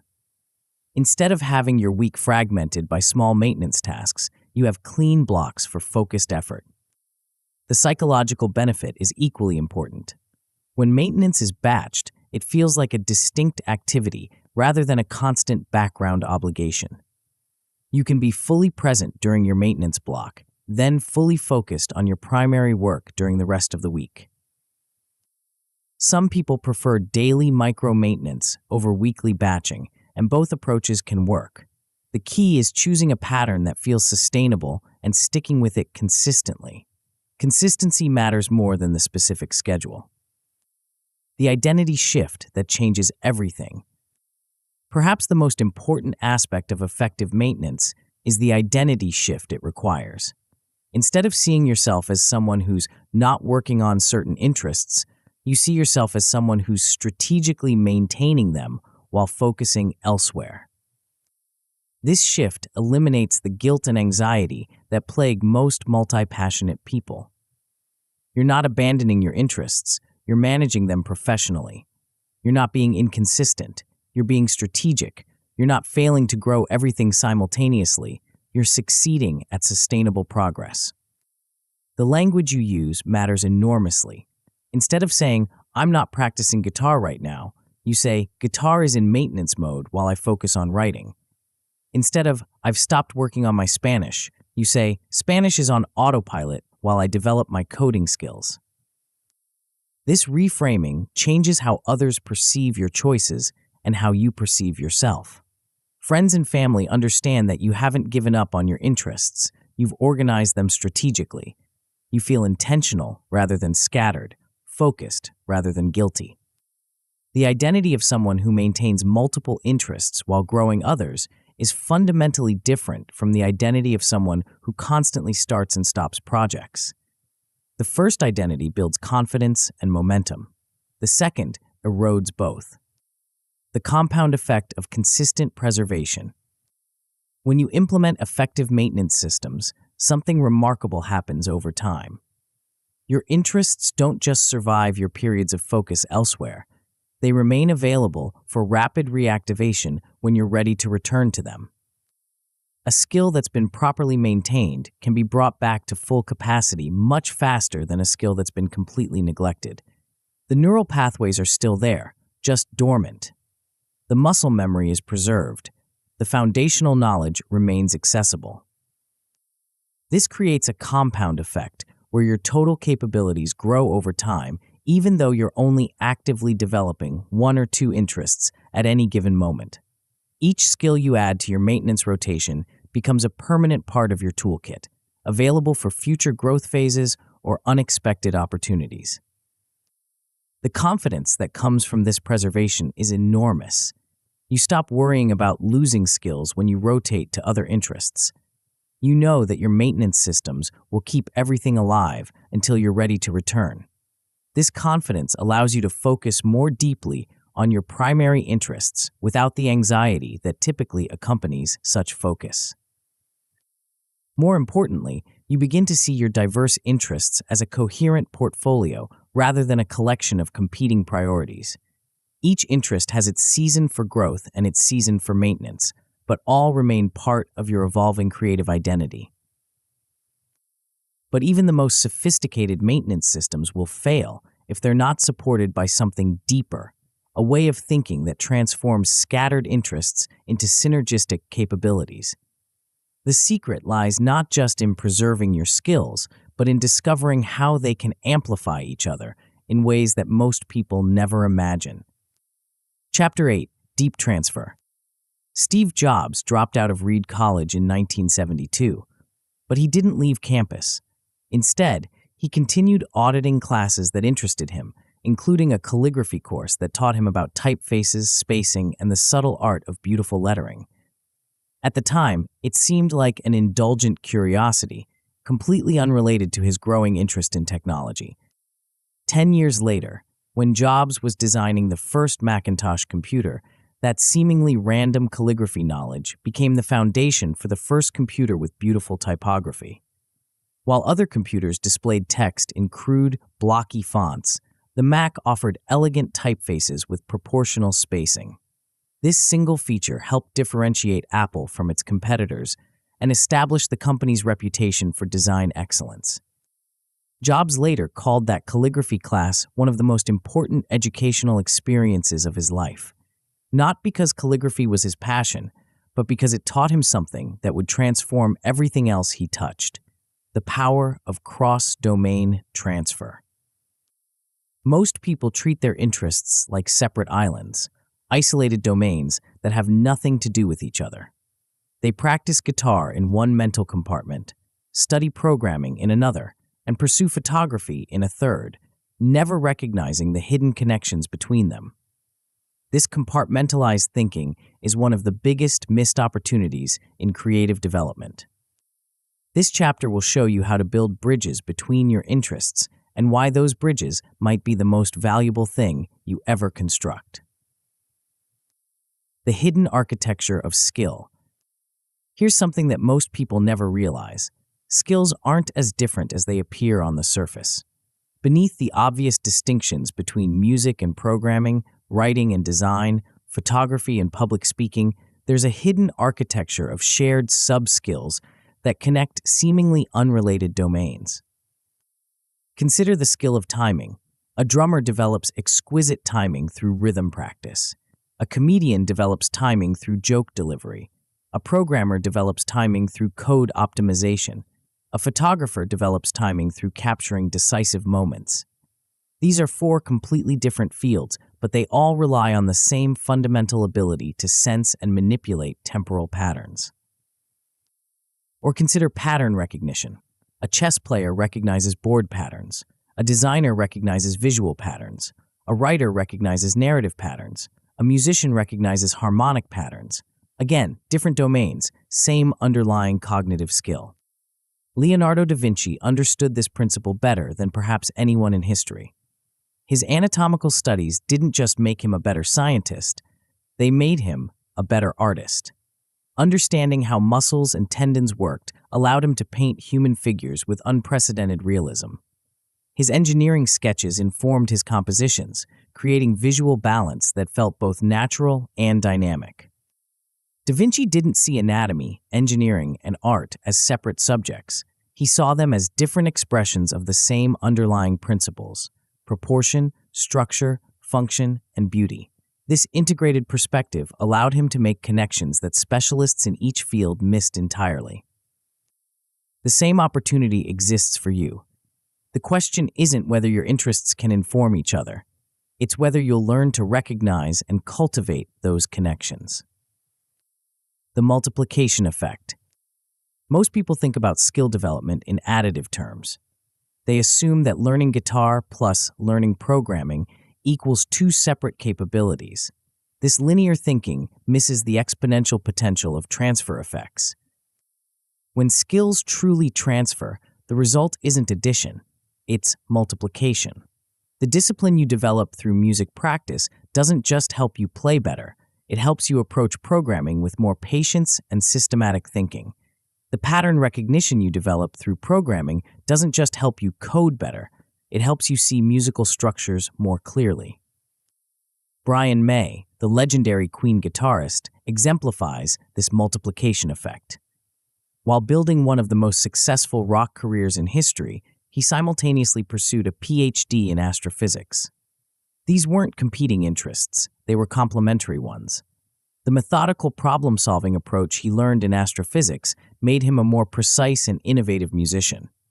The creative thinking he developed through music made him a more imaginative scientist. When May finally completed his doctoral thesis in 2007, 36 years after starting it, his research on cosmic dust was informed by the same attention to detail and harmonic thinking that made Queen's music so distinctive. His scientific rigor enhanced his musical compositions, while his musical creativity enhanced his scientific insights. This is what transfer looks like when it's working properly. Each domain doesn't just benefit from the others, it's transformed by them. The science of interleaving. There's a counterintuitive principle in learning science that most people get backwards. Mixing different types of practice feels harder, but produces better results than focusing on one type of practice at a time. This phenomenon, called interleaving, explains why some multi-passionate people develop skills faster than specialists who practice more hours. When you practice guitar scales for an hour straight, your brain gets very good at playing scales in that specific context. But when you alternate between scales, chord progressions, and rhythm exercises within the same session, your brain develops more flexible and transferable skills. The constant switching forces your mind to actively retrieve and apply knowledge rather than relying on momentum from repetition. The same principle applies to cross-domain practice. When you alternate between writing and programming exercises, your brain starts to notice patterns that connect the two domains. When you mix photography and design practice, you develop visual skills that enhance both areas simultaneously. Most people avoid interleaving because it feels inefficient. You can't get into a deep flow state when you're constantly switching between different types of practice. Progress feels slower and more effortful. But research consistently shows that interleaved practice produces better long-term retention and more creative problem-solving abilities. The key is understanding when to use interleaving and when to stick with focused practice. Your core skill-building sessions should remain focused. You don't want to dilute your primary practice with constant switching, but adding one weekly interleaving session can dramatically accelerate transfer between your different interests. The transfer matrix revolution. Most transfer happens accidentally, if it happens at all. You might notice that your music training helps with programming, but you don't systematically cultivate that connection. You might realize that your writing skills enhance your public speaking, but you don't deliberately practice the bridge between them. The transfer matrix changes this by making potential connections explicit and actionable. It's a simple grid where you list your interests across both the top and side, then identify specific subskills that could transfer between each pair. For example, if you're working on writing and photography, you might identify composition as a shared subskill. Both domains require understanding how to arrange elements within a frame, whether that frame is a photograph or a paragraph. Once you've identified this connection, you can design specific exercises that strengthen composition skills in ways that benefit both interests. The matrix reveals transfer opportunities that would otherwise remain invisible. You might discover that your experience with musical rhythm could enhance your writing cadence. You might realize that your programming logic could improve your photography workflow. You might find that your design sense could elevate your presentation skills. The goal isn't to find connections everywhere. Some interests truly are independent. The goal is to identify the highest leverage transfer opportunities and then deliberately practice the bridges between them. The art of bridge building. Once you've identified potential transfer opportunities, the next step is designing specific exercises that strengthen the connections between your interests. These bridge drills are short, focused practices that explicitly connect skills from different domains. A bridge drill might involve writing a 60-second story about a photograph you've taken, forcing you to translate visual composition into narrative structure. It might involve programming a simple tool that solves a problem you've encountered in your music practice, connecting logical thinking with creative challenges. It might involve creating a visual diagram of a concept you're learning in one field, strengthening both your understanding and your design skills. The most effective bridge drills are concrete, time-bounded, and produce a small deliverable. You're not trying to master anything in these exercises. You're trying to strengthen the neural pathways that connect different types of thinking. Steve Jobs' calligraphy training became a bridge drill when he applied typographic principles to computer interface design. The specific exercise was translating aesthetic principles from hand lettering to digital display, creating a connection that revolutionized personal computing. Your bridge drills don't need to revolutionize entire industries, but they should produce tangible evidence that transfer is occurring. You might notice that your writing becomes more visually structured after practicing photography. You might find that your programming becomes more elegant after studying music composition. You might discover that your public speaking improves after practicing visual design. The compound effect of cross-pollination. When you start deliberately practicing transfer, something remarkable happens. Your interests begin to inform each other in ways that create a distinctive personal style. Instead of being another guitarist or another programmer, you become the programmer who thinks like a musician or the photographer who writes like a poet. This differentiation is enormously valuable in a world where technical skills are increasingly commoditized. Anyone can learn to code or play guitar or take photographs, but the unique combinations that emerge from deliberate transfer are much harder to replicate. The compound effect accelerates over time. Each transfer connection you build makes future connections easier to spot and develop. Your brain becomes more sensitive to patterns that span multiple domains. You start to see opportunities for creative synthesis that others miss entirely. More importantly, you develop confidence in your ability to learn new things quickly by leveraging existing knowledge. When you understand how skills transfer, every new interest becomes easier to approach because you can identify which of your existing capabilities will accelerate the learning process. The creativity multiplier. Perhaps the most powerful benefit of transfer is its impact on creativity. When you can draw connections between disparate domains, you gain access to a much larger space of possible solutions and innovations. Specialists optimize within their domain, but they're limited by the conventions and assumptions of that field. Generalists who practice transfer can import solutions from one domain to solve problems in another. They can combine techniques in ways that specialists would never consider. This is why some of the most innovative solutions come from people who approach problems with knowledge from outside the field. The breakthrough often isn't in the depth of domain expertise, it's in the unexpected connection between domains. When you practice transfer deliberately, you're not just improving your skills, you're expanding your creative toolkit. You're giving yourself access to a broader range of mental models, techniques, and perspectives that can be recombined in novel ways. The identity transformation. The most profound change that comes from practicing transfer isn't in your skills, it's in your identity. Instead of seeing yourself as someone with scattered interests, you begin to see yourself as someone with a unique combination of capabilities that can be leveraged in distinctive ways. This identity shift changes how you approach opportunities, how you present yourself to others, and how you think about your future development. You stop apologizing for your breadth and start leveraging it strategically. People begin to seek you out, not despite your diverse interests, but because of them. They want the perspective that comes from cross-domain thinking. They value the creative solutions that emerge from transfer-based approaches. Your portfolio of interests transforms from a collection of separate pursuits into a coherent system of mutually reinforcing capabilities. Each interest doesn't just coexist with the others, it amplifies them. The long game of leverage. Transfer is a long-term strategy that requires patience and systematic practice. The benefits aren't always immediate or obvious.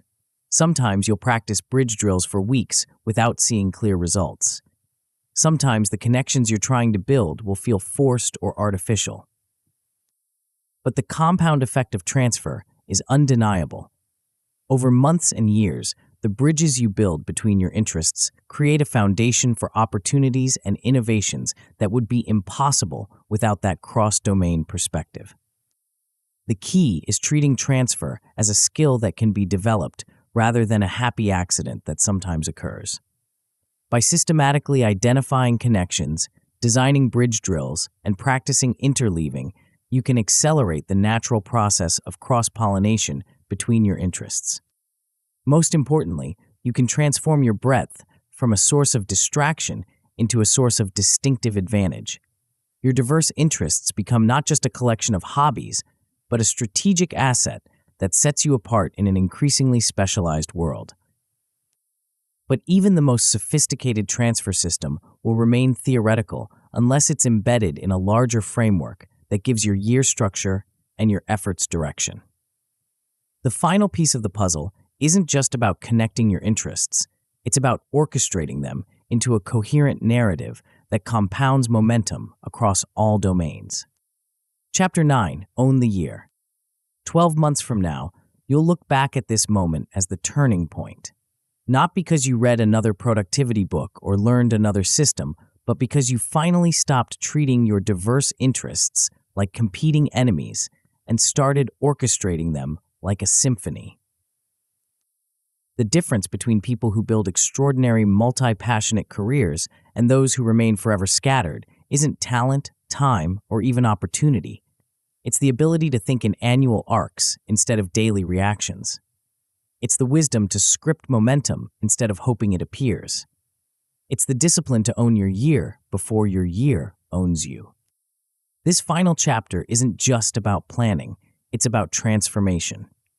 By the time you finish reading, you'll have everything you need to design a year that compounds your capabilities, multiplies your opportunities, and finally proves that breadth can be your greatest strategic advantage. The revolution you've already started. Let's pause and recognize what you've accomplished by working through this system. You've learned to choose and constrain, selecting a keystone interest that pulls everything forward while limiting active lanes to protect your sanity. You've discovered how to periodize and rotate, using microseasons to achieve depth without abandoning breadth, guided by signals instead of moods. You've mastered the art of maintenance and multiplication, preserving gains through minimum effective doses while building bridges that let your interests amplify each other.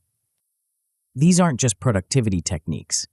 They're the building blocks of a completely different way of living as a multi-passionate person. Instead of apologizing for your breadth, you're leveraging it strategically.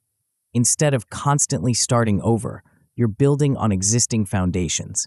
Instead of feeling scattered and overwhelmed, you're feeling focused and intentional. But individual techniques, no matter how powerful, don't create lasting change.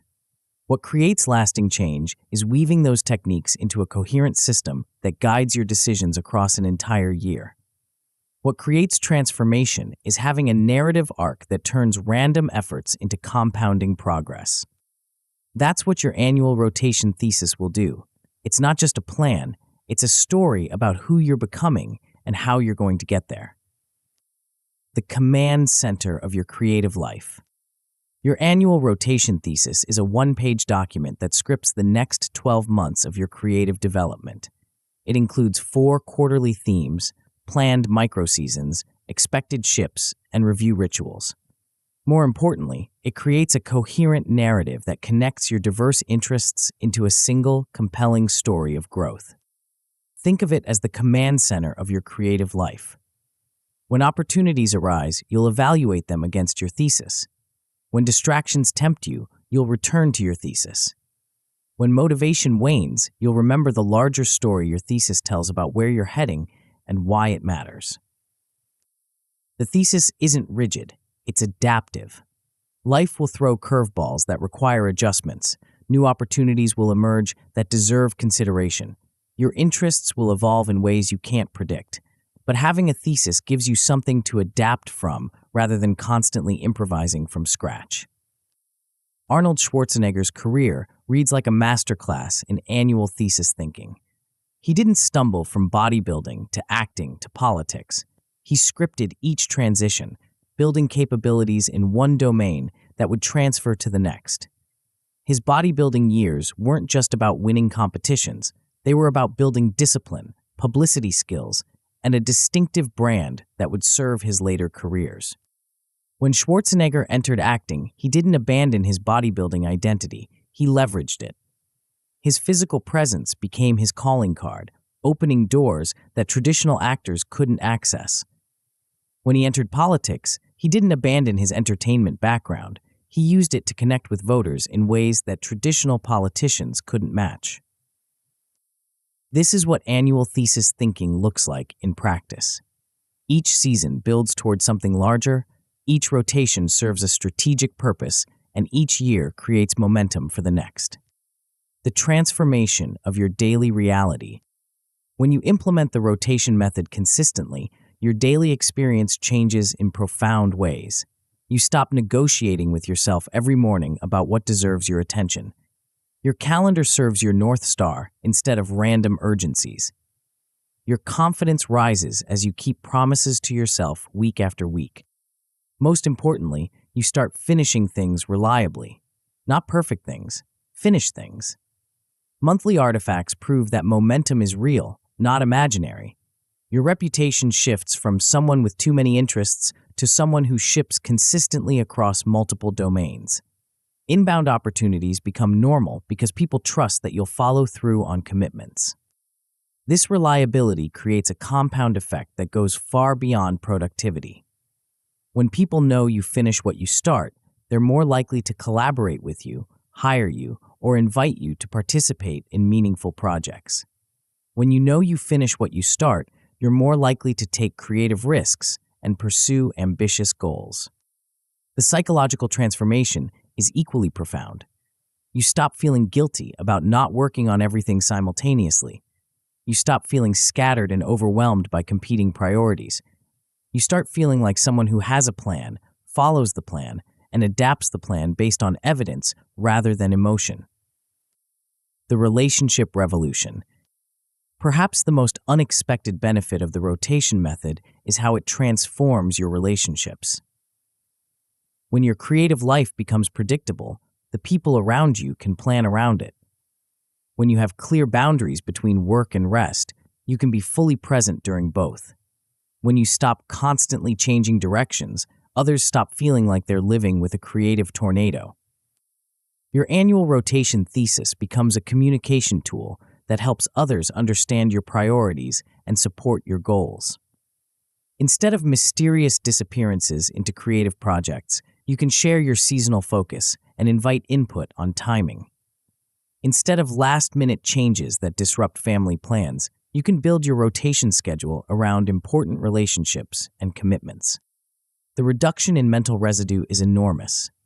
When you know exactly when you'll work on each interest, you don't spend family time thinking about neglected projects. When you have systems for maintaining all your skills, you don't feel anxious about decay during focused seasons. When you trust your rotation system, you can be fully present wherever you are. People notice this presence. They comment on how much calmer and more focused you seem. They appreciate that you're easier to make plans with and more reliable in your commitments. They start to see your diverse interests as a strength rather than a source of chaos.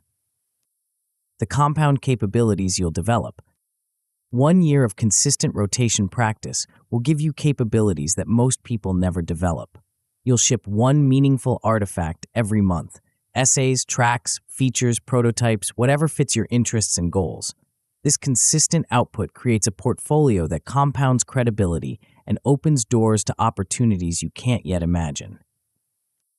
You'll maintain 3 to 5 skills without decay, ready to surge when their season arrives. No more rebuild cycles. No more starting over from scratch. No more guilt about neglecting interests that are strategically parked. Your maintenance systems will hold the line while your growth energy focuses elsewhere. Most importantly, you'll convert breadth into opportunities. Your hybrid projects will create unique positioning that sets you apart from pure specialists. Your cross-domain perspective will generate income options that don't require choosing between your interests. Invitations, collaborations, stages, and clients will seek you out because of your distinctive combination of capabilities. As you continue practicing the system, the effort required decreases while the results increase. More behaviors move to autopilot, reducing decision fatigue and increasing throughput. Your minimum effective doses shrink as efficiency grows with mastery, opening space for bigger bets. Transfer between your interests becomes instinctive, creating signature work that only you can produce. The Schwarzenegger Standard. Arnold Schwarzenegger's career trajectory proves that the rotation method can scale to extraordinary levels. His sequenced focus, bodybuilding to acting to governance, demonstrates how depth in one domain can create leverage for the next. His periodization approach shows how to maintain peak performance across multiple decades. His transfer of discipline and brand across domains illustrates how skills compound when rotation is strategic rather than random. Schwarzenegger didn't achieve success despite his diverse interests. He achieved success because of them. His bodybuilding discipline transferred to acting preparation. His entertainment skills transferred to political communication. His business acumen connected all 3 domains. Each rotation built on the previous one, creating a career that would have been impossible within any single field. This is the standard the rotation method makes possible. Not everyone will achieve Schwarzenegger's level of public success, but everyone can achieve his level of strategic integration. Everyone can build a portfolio of interests that amplify each other rather than competing for attention. Everyone can create a life where breadth becomes leverage instead of distraction. Your first move starts now. The gap between understanding the rotation method and implementing it is measured in action, not time. You can spend months perfecting your plan, or you can start building momentum today with imperfect execution. Momentum loves speed, not perfect plans. Your first move is choosing your keystone interest. Write it on a card and put it somewhere you'll see it daily. This isn't just a reminder, it's a commitment. Block 2 deep work windows this week for your keystone. Announce 1 artifact you'll ship in 14 days. Make it small, make it concrete, make it public. Draft your first micro-season with specific dates, a clear output, and 3 milestones. Set minimum effective doses for your other interests. Schedule a demo day where you'll share your progress. Start tracking your rotation integrity score, planned sessions versus kept sessions. Review your data next Friday and adjust your cadence based on evidence, not emotion. These aren't suggestions. They're the foundation of everything that follows. The system only works if you work the system. The method only creates results if you implement the method. The year you'll be proud to remember. 1 year from now, you'll have a portfolio that tells a coherent story. You'll have artifacts that prove consistent progress. You'll have skills that compound across domains. You'll have a reputation for finishing what you start. You'll have relationships that support rather than compete with your creative ambitions. More importantly, you'll have proof that your multi-passionate nature is an asset, not a liability. You'll have evidence that breadth and depth aren't opposites. They're partners in a dance that creates opportunities unavailable to either pure generalists or pure specialists. You'll look back at this moment, the moment you decided to stop apologizing for your diverse interests and start orchestrating them strategically, as the turning point that changed everything. The choice is simple: drift or decide, react or rotate, hope or plan. Your future self is waiting for you to choose wisely. The year starts now. The system is ready. The only question is whether you are. One keystone, one season, one ship, today.